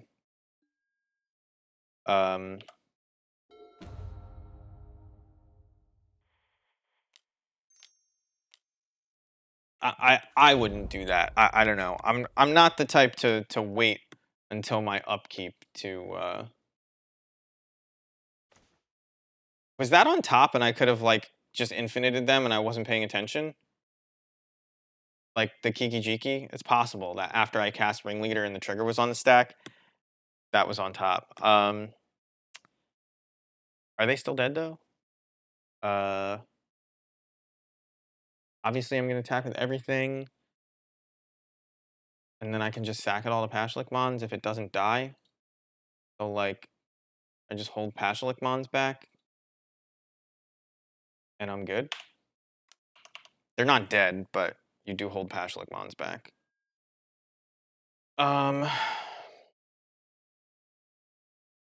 Stacking it doesn't change anything.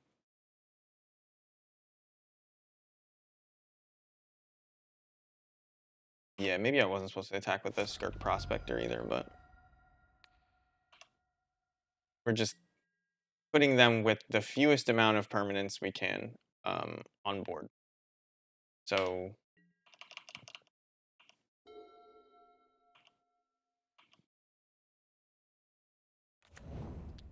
they can glimpse again.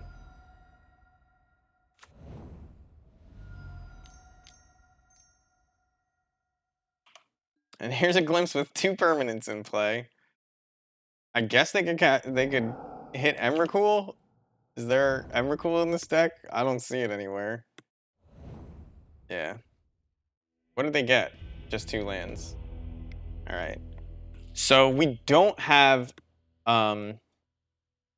Chalice in this deck. We have this instead. which is very bad in this Glimpse matchup.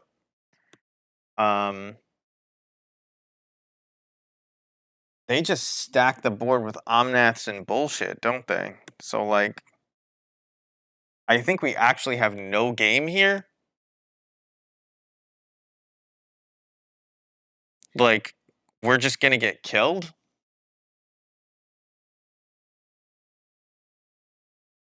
I mean, I guess you can turn 2 Blood Moon them and hope that they can't cast their thing. But I actually, like, we have no way to interact other than keeping their board clear, right? Like, bidding is probably way too slow. I guess you can, like, ley line them because they do that thing where they flash back stuff with Dark Dweller. And, like, I'm willing to do that over these vials. But this is like a cross your fingers matchup when you don't have the combo. Our combo, when you build it as a combo version, is just way better than them, like way more consistent. Um, like when you cast it, they actually die. This is you can't keep this hand, unfortunately. Yeah.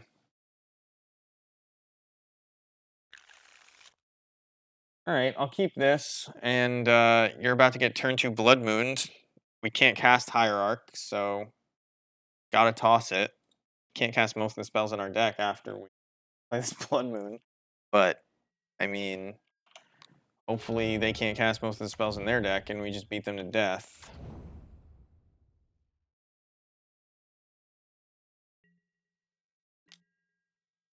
But Blood Moon may not be the play here, and we're about to find out.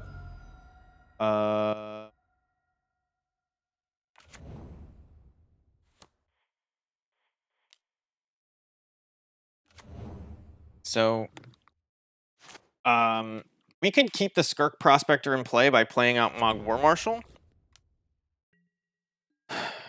And I think I'm gonna do that. I think getting, excuse me while I stretch, I think getting Ringleader and such into play and digging through our deck for good spells to kill them with. Oof. Harbinger letting this Blood Moon look worse and worse.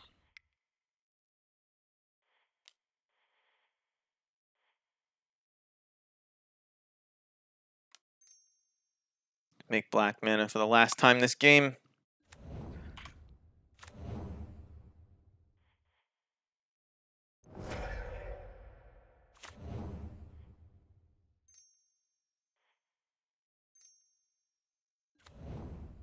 I mean, it's possible I'm supposed... Oh, man. I should have attacked. It's possible I'm supposed to have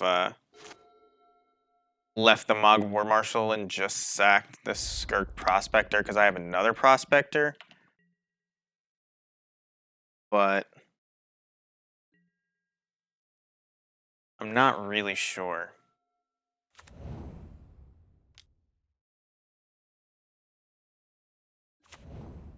I am going to attack, actually. I'll trade my 1/1 for their 1/1. Yeah, they see the importance of saving permanence for themselves, and they don't. Oh, they already suspended this. Oh, Blood Moon is so bad when they can just suspend it on red mana and wait. This Goblin token? I don't know.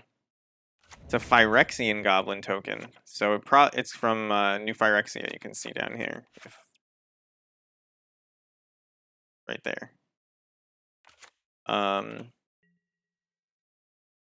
That is apparently what a Phyrexian Goblin looks like. All right. Well, we're gonna die. What? That is not how that works. That is supposed to enter untapped regardless. That is so dumb. Not that it's relevant, but if they have it, I would... Tokens are, like, always surprisingly hard to find. This Blood Moon plan, though, awful. Don't bring in Blood Moon versus this deck. They will just get 100 permanents in play and really, the idea of Blood Moon is locking both players out of the game, and it doesn't matter how long it takes, you'll hit them with whatever you have left, but they have plenty. And waiting is what they want to do. Just, I'm dead. So, Blood Moon coming out. Maybe, though, now that we've learned that lesson, maybe they will still fetch around Blood Moon. But we'll see. I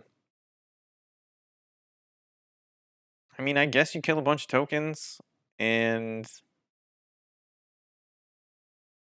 I don't know, you can like kind of keep them off.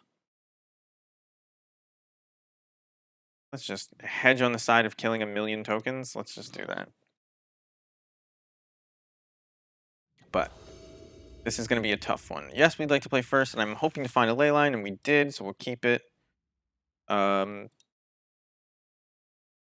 And we're going to lead on Mog War Marshal.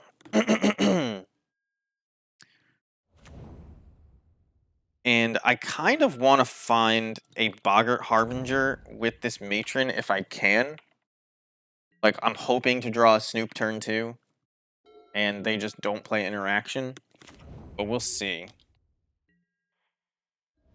Gonna grab a Blood Crypt here so we can cast our Munitions Expert if we need to.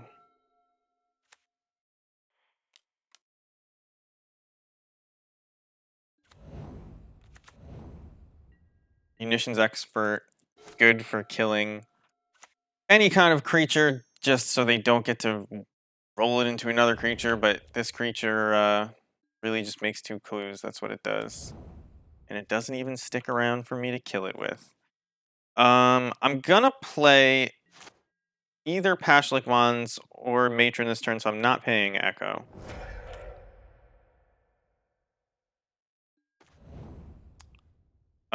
That is a horrible draw considering the mana I've left myself with.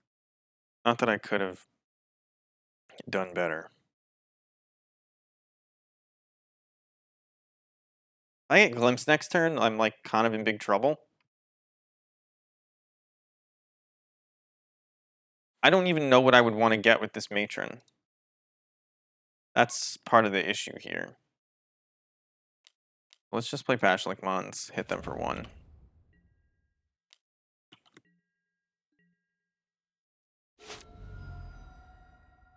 But these are the matchups that the bidding build is bad against. Modern combo decks. There are a lot of mid-range decks running around, but the reason that our hybrid mid-range thing used to be good, hybrid mid-range combo, is because in matchups like this, you could just combo them. So I don't think bidding is better than that, to be honest. I think we just need to warp our regular combo list to have way more removal centric things in it. Just go back to an old school way. And that might mean getting rid of Hierarch, I'm not sure. Might also mean playing Thoughtseizes in the board again.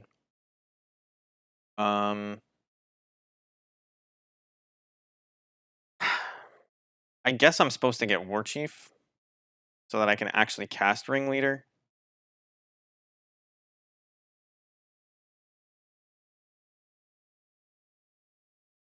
I mean, obviously I want to get Sling Gang Lieutenant so I can kill them really fast, but I can't cast Sling Gang Lieutenant. So just get War Chief. I think this deck does need 22 lands as well.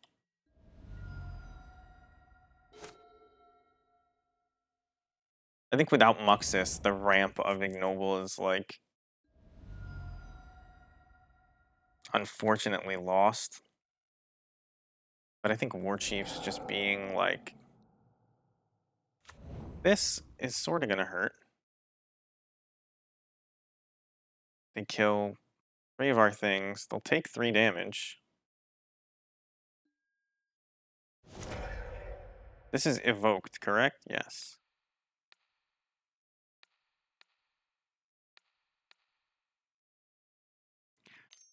I assume that they're just waiting. Oh, okay. Interesting. That's a neat play.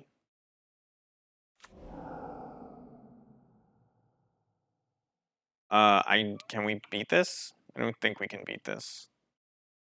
Wow, and they have Foundation Breaker, so it like kind of wouldn't have mattered because they just if they had a Goblin Dark Dweller. Well, if they had a Goblin Dark Dweller here, it wouldn't have gotten anything. But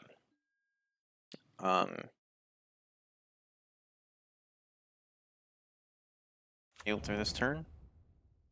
So our ley line's dead. Never did anything.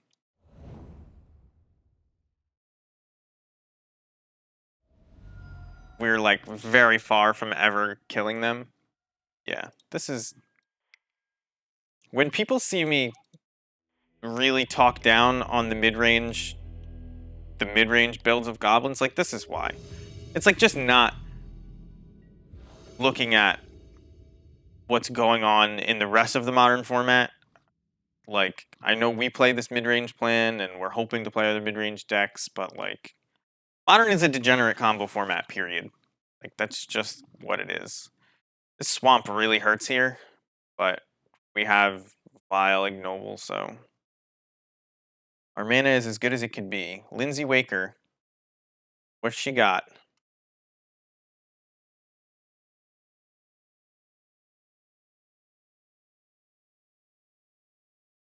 She's mulliganing to 5, which sucks.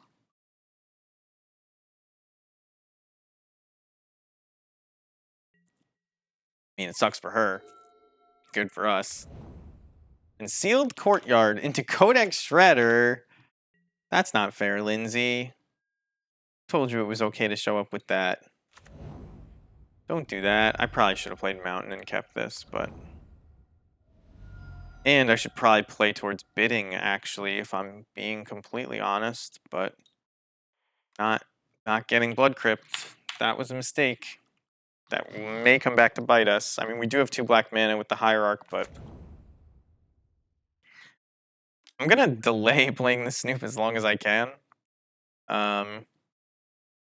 They milled me for information, it seems. Because normally you don't just mill your opponent randomly, but they didn't know my deck well enough based on the start.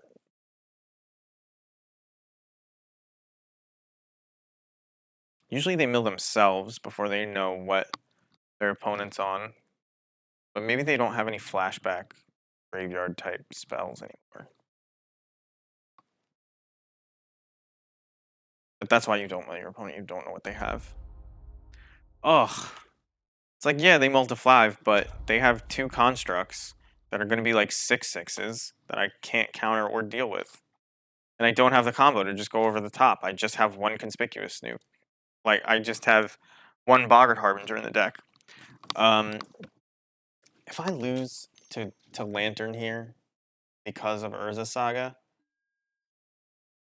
and there goes my Vial. That's not good. People playing main deck Pithing Needle now.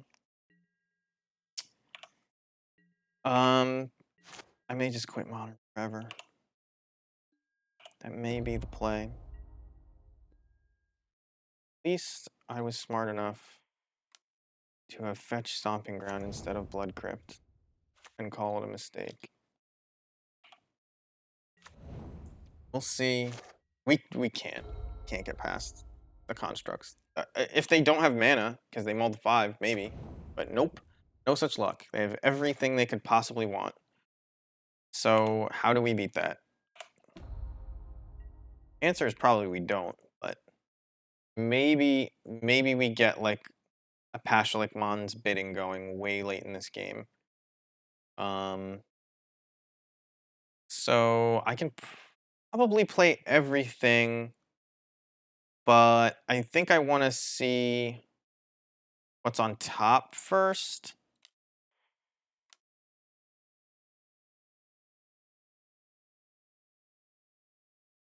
This is going to be a 3/3.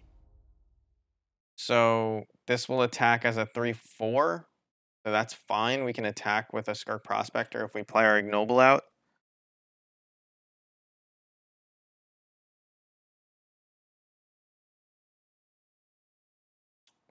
I wonder if they're tanking or just doing something else, because like they're definitely just making, yeah, okay. So they're like probably just surprised at how stupid I am that um I'm playing their lantern for them. But I don't think I can really afford not to.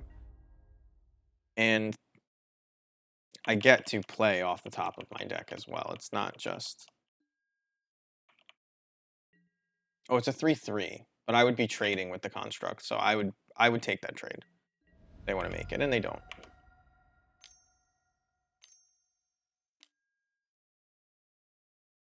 Dragon Lord Dramoka is $30 right now. That's Commander. Commander is a format that is played, and that is a very uniquely colored dragon. So, not many green-white ones going on. Imagine playing a Dragon's Niv Mizzet, the Guild. Is he the Guild Act? I don't know what the 5-color Niv Mizzet one is, but you need to be able to hit a Selesnya dragon. Well, I guess that's naming Conspicuous Snoop, isn't it? There goes the combo. 2 5/5s in play. How do I win? Don't know. Are they gonna make me mill it? I wonder. I'll take 5.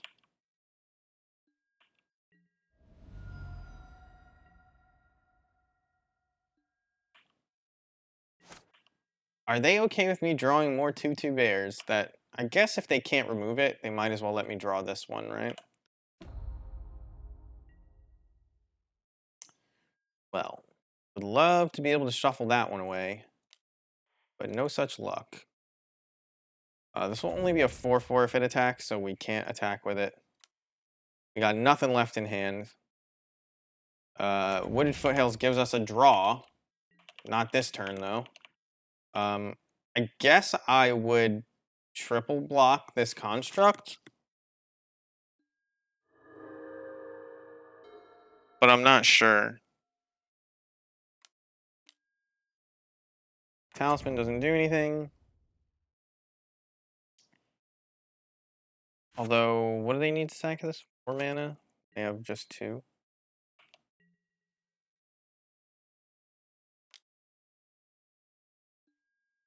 Uh,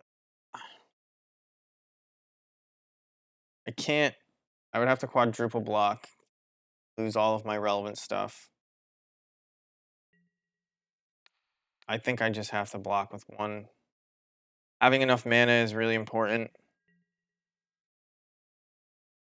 If Mizzet Reborn, that is the 5-color one. Thank you, Bill.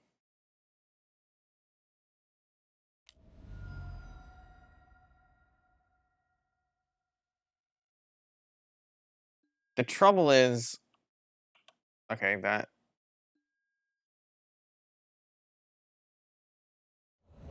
Damn. So did they just Inquisition themselves just to show me so I would give up? They just flexing on me? Um, it's a good deck, but the reason you don't play it in Modern is because all of the red cards that they printed at 1 mana are just better.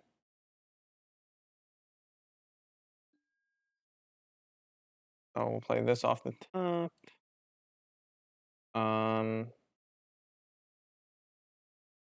I guess Snoop can't do anything.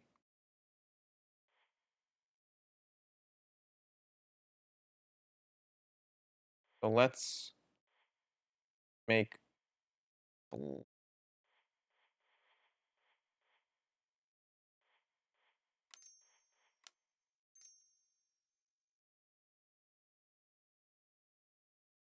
Okay. So we get 1 Munitions Expert. Um,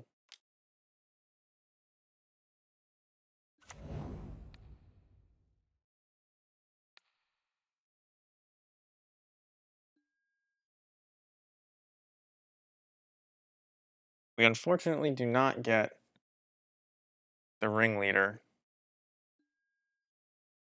Ashlik Mons might do.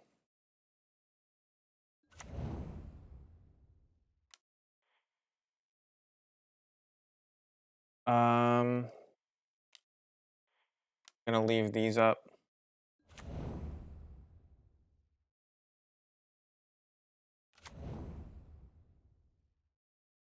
So I can play this matron. What would I get?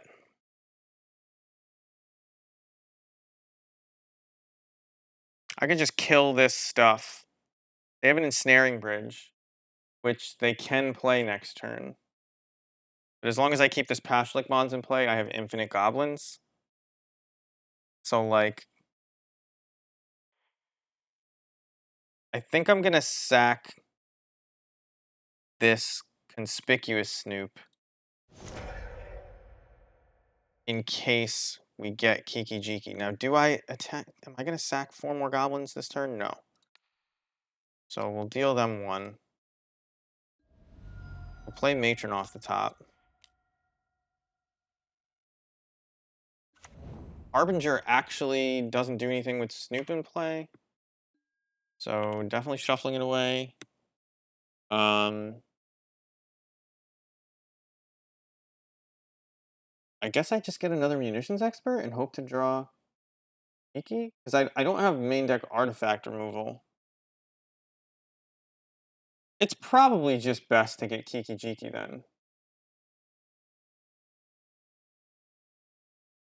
Because I have a munitions expert in play.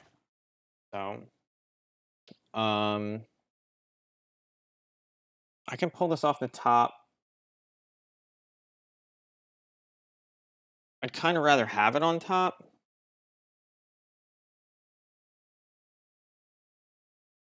So let's just leave it. And then, yeah, why not? They're pretty close to dead already, actually. They take 4 here, they go to 13. This is 1, 2, 3, 4, 5, 6, 7, 8, 9 damage. I don't have any way to get Kiki Jiki in. I mean, I could sack a lot of things to get Kiki Jiki into play, but like that doesn't win me the game on this turn because I don't have a Sling Gang Lieutenant to copy and get many tokens out of. I bet when they Inquisition themselves to show 2 ensnaring bridges, they didn't think that I would be able to do anything. But it makes sense that they did it. It wasn't just a flex. If you play Ensnaring Bridge and you still have 1 card in hand, I attack you with all my 1/1s. So their hope is to draw land and then play out Ensnaring Bridge for the lock if they need to. But not fortunate enough for them to get there. Now if they play Ensnaring Bridge, they only lock their construct out. Well, I guess they lock my Kiki Jiki out too. Or my Snoop and my Pashlik from attacking. This doesn't matter, but we'll hit no. I believe they're dead without me casting this War Chief. Um,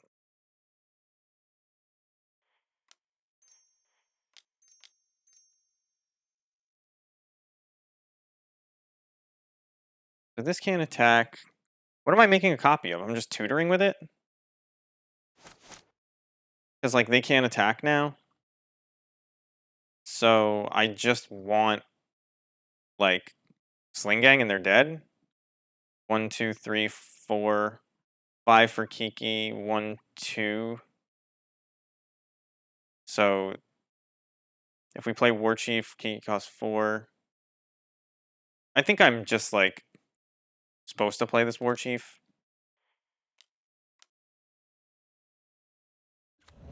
Yeah, just to like draw the card. And then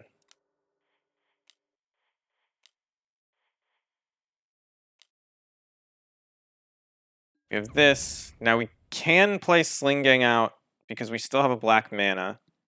So if I make a copy of Matron, I sack the copy of Matron, I do this, get another thing, and they're just dead, I think. I'm not going to do the math, I'm just going to do it.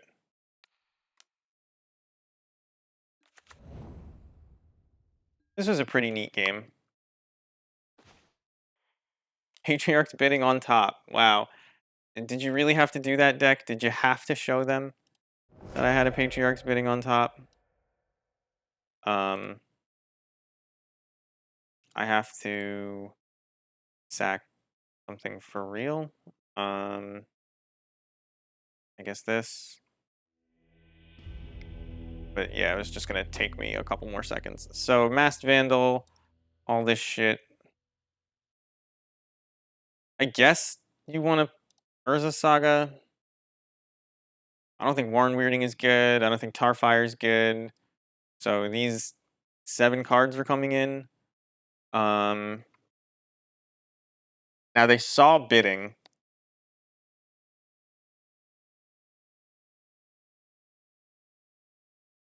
I think I need to keep bidding in general. I think like we're probably going to end up playing 1 spell a turn, so Vile is not that good.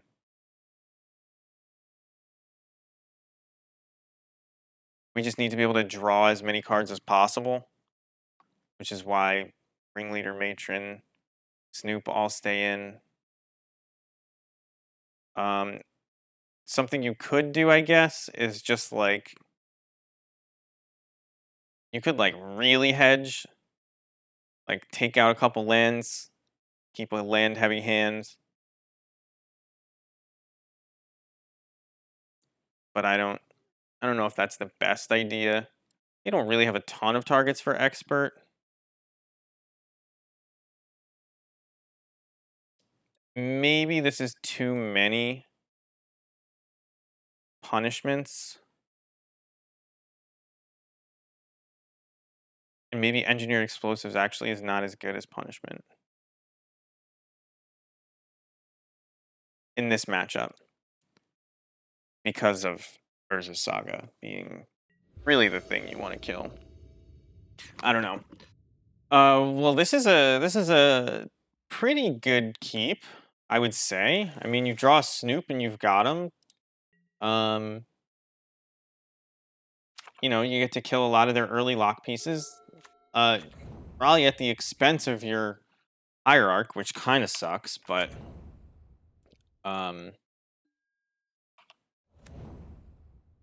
well, it looks like I'm gonna have to play a punishment on 0 before getting anything relevant. Unfortunately for me. I'm gonna play the cavern that they know about.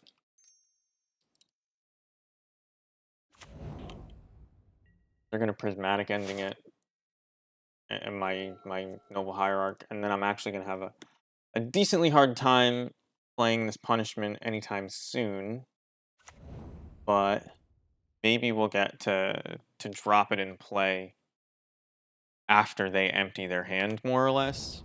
So maybe the delay will be good. So I'm just gonna play Wooded Foothills. They have another prismatic ending on top. You are not seeing things. We'll fetch Blood Crypt with this one. Actually, probably fetch Stomping Ground because you can fetch some basic swamp with this if you really need to. That's fine. You can Ensnaring Bridge me. I do have outs to it in my hand actually. We'll leave this Matron on top if they'll let us. Oh, they don't have a way to stop us. Oh boy, wishing that I have to draw this Ringleader. There is no way that I can shuffle that away. Even though they're gonna play, ooh, they're gonna play Codex Shredder, aren't they? They're gonna play Codex Shredder and make me mill this ringleader. So I do want to shuffle it away. And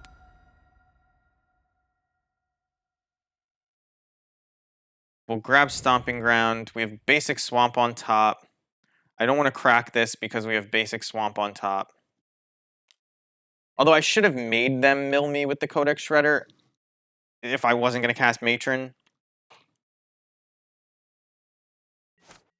Yeah, I shouldn't have played this fetch land because then I could have actually played Matron. If I had thought about that for a longer time, I would have had that, but messed it up. Hopefully that doesn't come back to bite us.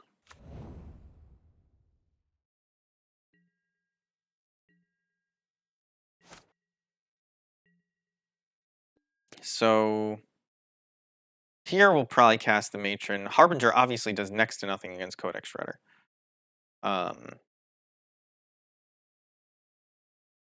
Now they don't have counter spells, do they?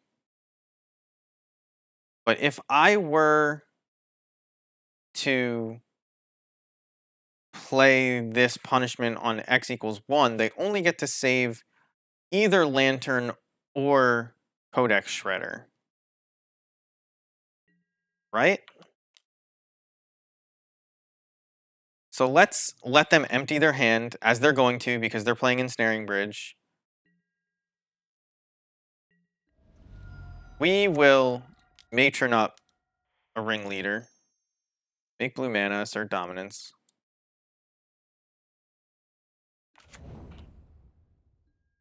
And then let them walk into that little trap. Hierarch on top. I don't mind that as a draw. I wonder if they mind it for me.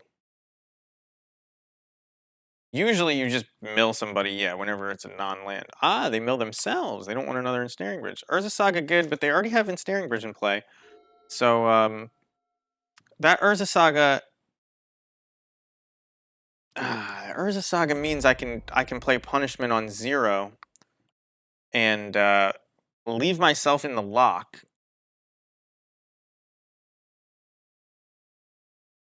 Leave myself in the lock, but get rid of stuff preemptively. I have to do this, unfortunately.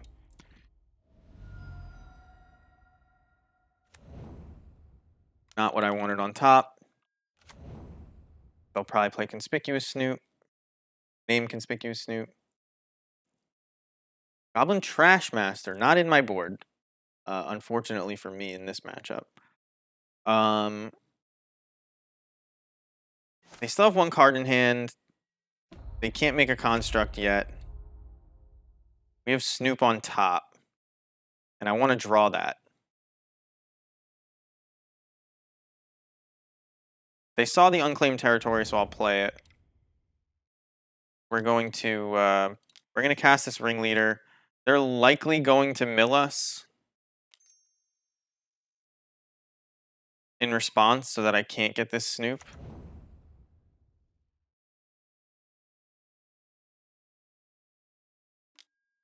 And there you go. Sling Gang, pretty good as well. And we get another Snoop anyway. Ignoble attacks under Ensnaring Bridge, which is cool. There's no reason to actually play it first here, other than F6 value. And only exposing Matron we don't care about. But we'll take them to 16.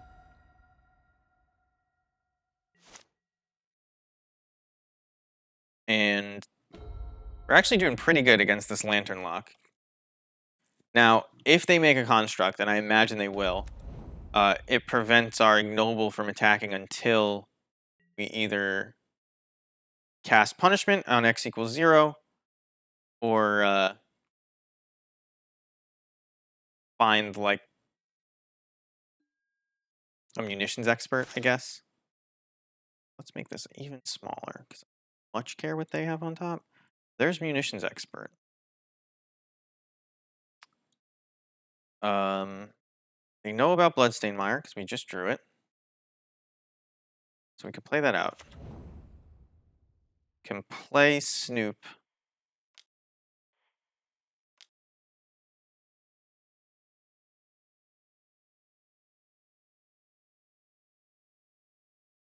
And we actually still have the combo potential here. The Pithing Needle is not on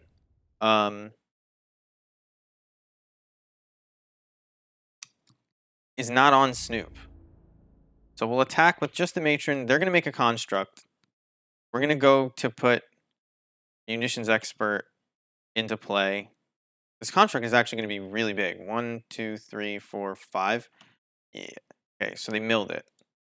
That's sort of fine.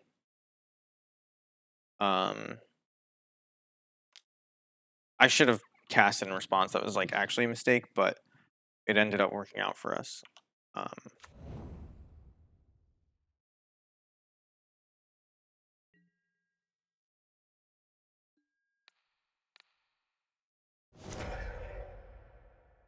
I should have shuffled probably if I wasn't going to cast Munitions Expert. I just walked into that. I didn't. I forgot that this doesn't have haste, so getting them to mill me, like, not that relevant before combat.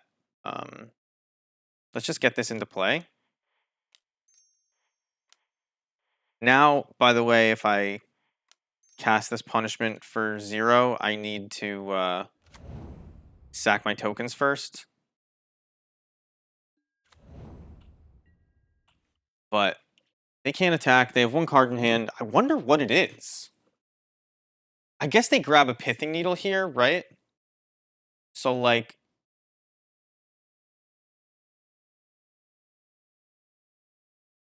this Pithing Needle. Do they know I have this Harbinger? No. If the Pithing Needle, they're targeting themselves, they don't want to draw Spire, they feel it's very important. They drew the Pithing Needle, so they can actually Pithing Needle, Sling Gang, and Snoop here. But then we punishment on 1, and I believe we win that game.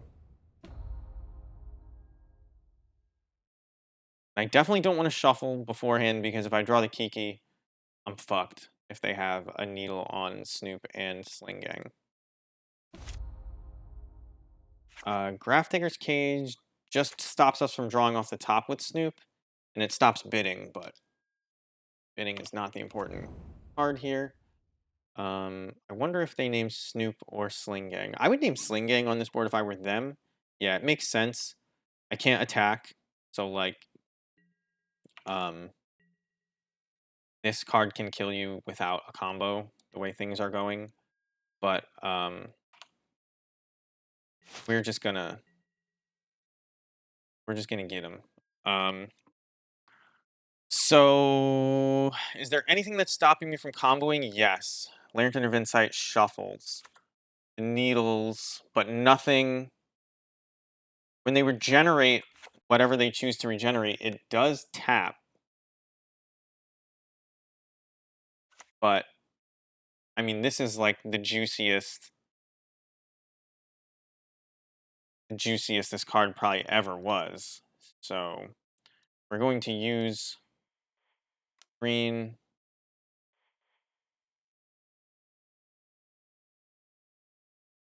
Yes, because it's going to die anyway. Oh. Oh man, good thing the undo bug isn't there. Wow, got lucky. So yeah, green, we want to sack this. Cast punishment on x equals 1. So green, black. X is currently 1. Let me reread punishment. Destroy each artifact, creature, and enchantment with mana value 1. Yes. Done. I haven't cast this card in a few weeks. So they get to welding jar something. I don't know what I would pick. I honestly don't know. I imagine it would be one of the needles.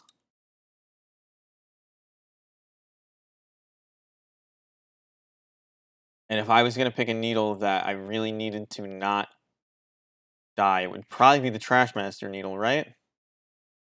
But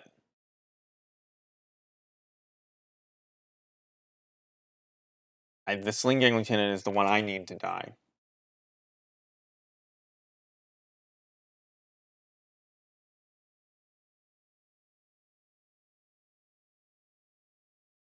Now, I could just use Harbinger to draw Kiki by playing it out, making a copy of Ringleader, and then pulling the Kiki off the top. Now I have Kiki in play. And I'm just looking for Masked Vandal because I can't actually... Well, this Grafdigger's Cage is probably going to die, right? We'll see. Yeah. Yeah, Lindsay is not a happy camper, I imagine. Like, it's a tough choice. It's a very tough choice. Which of my 8 pieces do I keep around with this welding jar? If they even remember it. And they choose Grafdigger's Cage, which, not good enough. Incorrect choice.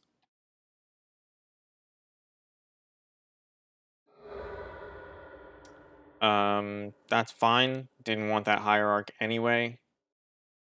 They're just going to die to the combo. So this, by the way, for people curious, I shuffled and it stayed right on top.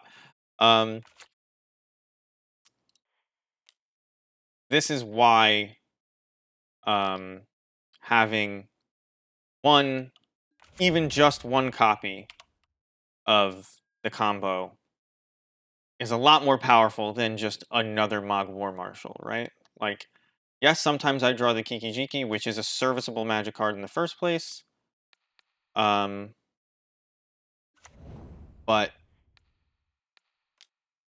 sometimes, you know, it helps you win on the spot against decks that maybe you wouldn't have otherwise. Now, I have multiple Sling Gangs in hand, or in play, so, like, I could theoretically have just gotten enough Goblins off the top or whatever, but we got there. I honestly, I don't want to queue up another league. It's pretty early to call it a night, but, like, let's talk about the changes we would make. Crater Maker was missed, but to be honest, the matches where we missed it, we won anyway. The combo was missed. And when I say the combo was missed, what I really want to do is I want to find room for bidding in the board. I want to go back up to 4 Harbinger and a second Kiki. Maybe 1 Kiki. Maybe you just have to hedge on the 1 Kiki because the games where you need the combo are short enough that you probably won't draw it anyway. And if you're mulliganing to the combo, you'll make it, you know, you can put it on the bottom. And, like, you know, 1 out of 60 times, whatever. Is this just it right here? Like, am I running the perfect 61 again? Like, maybe you're at 3. Maybe it's the Harbingers that go on the board.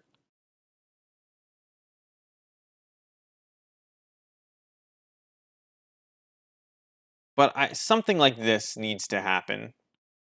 I mean, I have a Mass Vandal instead of a Crater Maker, but yeah, we won the games where we wanted Crater Maker anyway, so, like, it's hard to be like, well, you just gotta find room for it. Like, maybe not. Like, Skirk Prospector blocks Monkey.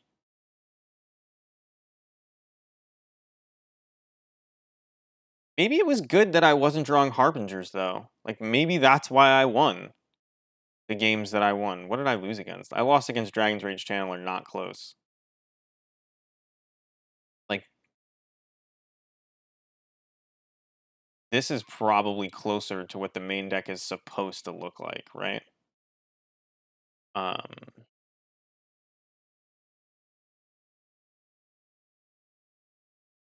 and then, like, the biddings are actually good in the Dragon's Rage Channeler matchups. So really, you're looking to find room other places, and the go-to spot to find room is Skirk Prospector. But like Skirk Prospector is part of what makes Munition Expert and not Tarfire, Munitions Expert and Patriarch's bidding as strong as they are. Um,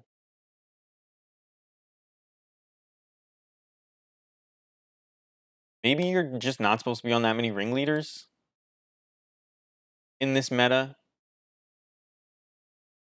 but maybe we just have to run 61 cards because Kiki Jiki is our 61st card, right?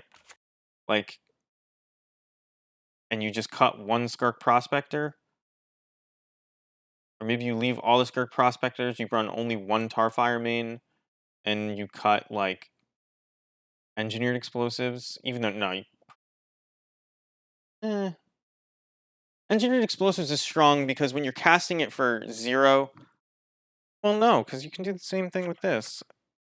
Engineered explosives, you can break up the mana across 2 turns. Like that's the difference. Maybe I just like cut one punishment. No, because you need to draw it early in the decks that you want it.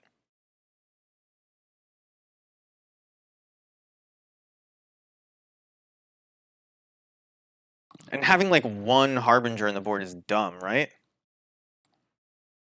Is Blood Moon bad?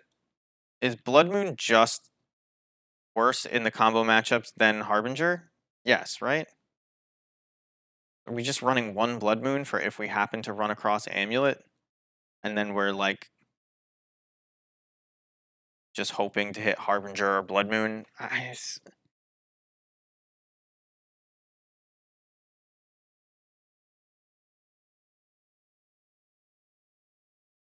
I mean, War Chief did some neat things in conjunction with Snoop this league. It was probably the best it's ever been. Whether that's good enough is a different story. Um, right now, I'm I am I'm about to settle for a 61 card main.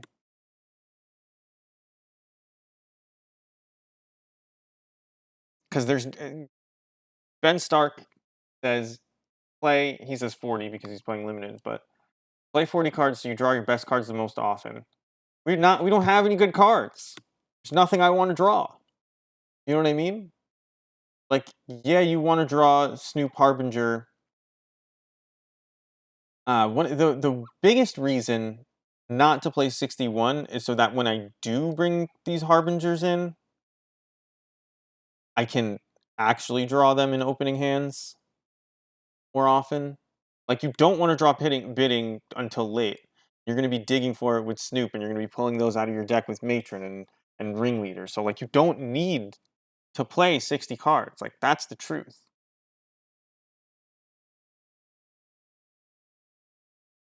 Yorion decks prove that too. Maybe Mog War Marshal is just bad, but like Mog War Marshals has been okay.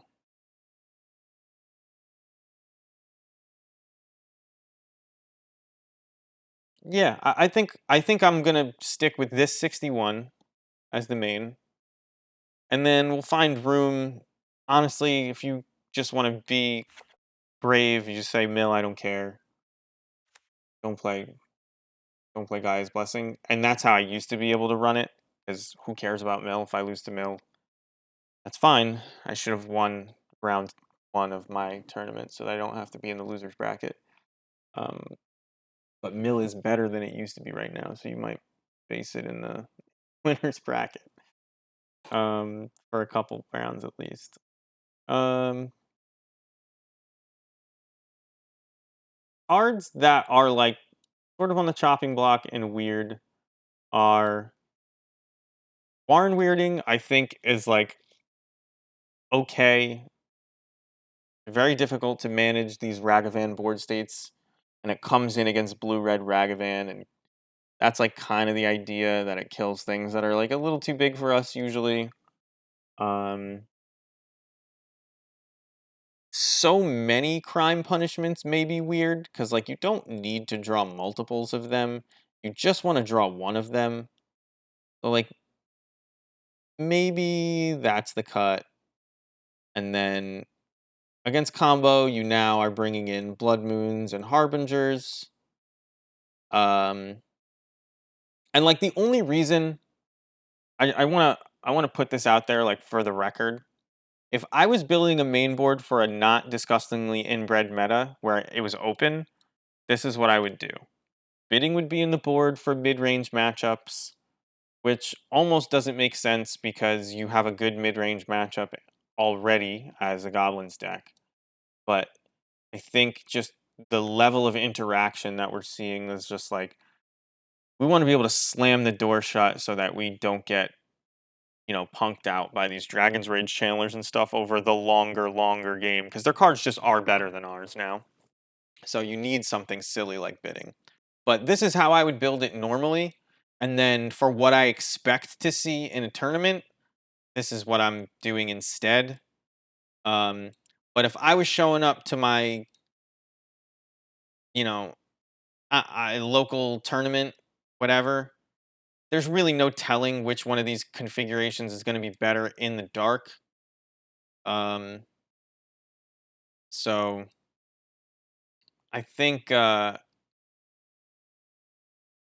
I don't main deck biddings, I'm gonna be like, I'm never gonna bring them in. I think that's what it is. Like I just think that, and you know what? This unclaimed territory should not be this. And maybe this wooded foothills should not be this. Like Anti's Hovel, you need to cast bidding now. We're not playing. Well, we are playing some green sideboard cards now, aren't we? So this is what I did before, and people were like, "This is wrong," but it made sense to me at the time. Um, we used to have fast lands, and you want to be able to cast Ignoble like sort of painlessly sometimes. So I used to run 2 Copperline Gorges, and then I moved them for like a split between Blackleaf Cliffs and Copperline Gorge. But I've taken out a Stomping Ground, and I kind of want just a less painful mana base that also casts Punishment and Ignoble Hierarch. I think that's why this is here now. There was way less control, so like you could get away with cutting a cavern for something else, but it is a 3-color land, so like that's why I'm on 4. I think you could cut this. You could probably cut like you could get away with cutting a fetch land or 2 for a Blackleaf Cliffs, or maybe even a second Copperline Gorge. Like, if you cut a Wooded Foothills for a Copperline Gorge, that's one less black source, which may mess with bidding. You saw we ran out of fetchables in that control game earlier tonight. Didn't end up mattering, but it did happen. Um, anyway, I think this deck needs a new name. Right now, it's called Brooklyn Goblins because it was a mashup of Italian goblins and Joker's goblins list. Um, so I just wanted to give it another like place name. But it's resurfaced. This is the perfect 61.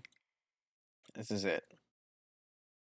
I'm not going to play another league with it to test that name, but this is what I would show up with to my local on a Monday and feel good about. Like I'm playing goblins. I got a chance against everything. Um, I'm not super all in on combo, at least in game 1. maybe bidding is like really a sideboard card more than Harbinger because matchups generally get more grindy after board. How's it going, Bob? We were just about to end. If you want to stream, I was just about to look for somebody to raid. Like, I think in general, you sort of expect this to be the correct configuration. I know I'm like sort of repeating myself, but I'm pre-boarded against Monkey. Like, that's what's going on here. So if I was showing up to my own local, I would come with the Harbingers first, because whatever. But yeah, I'm about to raid somebody. If you wanna hop in on it, go for it. But otherwise, I know it's early in the night for me to be done, but I don't know. I played one League of Modern, and I'm trying to like get out while I'm ahead because I 3-2'd at the girlfriend's place. Nice. Glad you dropped in though. I am gonna have a lot of band practice this week. Monday and Tuesday are already taken up by band practice, so I probably won't be able to stream again till Wednesday, if at all. And then we'll see. I'm gonna, I think, meet us. We'll raid AJV because we played them earlier in the night. So tell them hello. I'm not. I play the drums. You can see if I turn. Well, actually, not even gonna turn it. There's just so many dirty clothes piled on top of my drum set right now. Wondering. My drum set's over there. So we're gonna raid AJB 20. I'm gonna get something to drink and just hang out. We'll see. But thank you everybody for stopping by. If you're not following the channel, just follow. It's free. It's easy. I'm gonna be playing more Goblins soon, and if you liked what you saw tonight, we're gonna be playing more of it. Thinking about playing other games on stream. Like it's very the reason I don't play other games on stream right now is because I feel bad for the people that get notifications looking for goblins.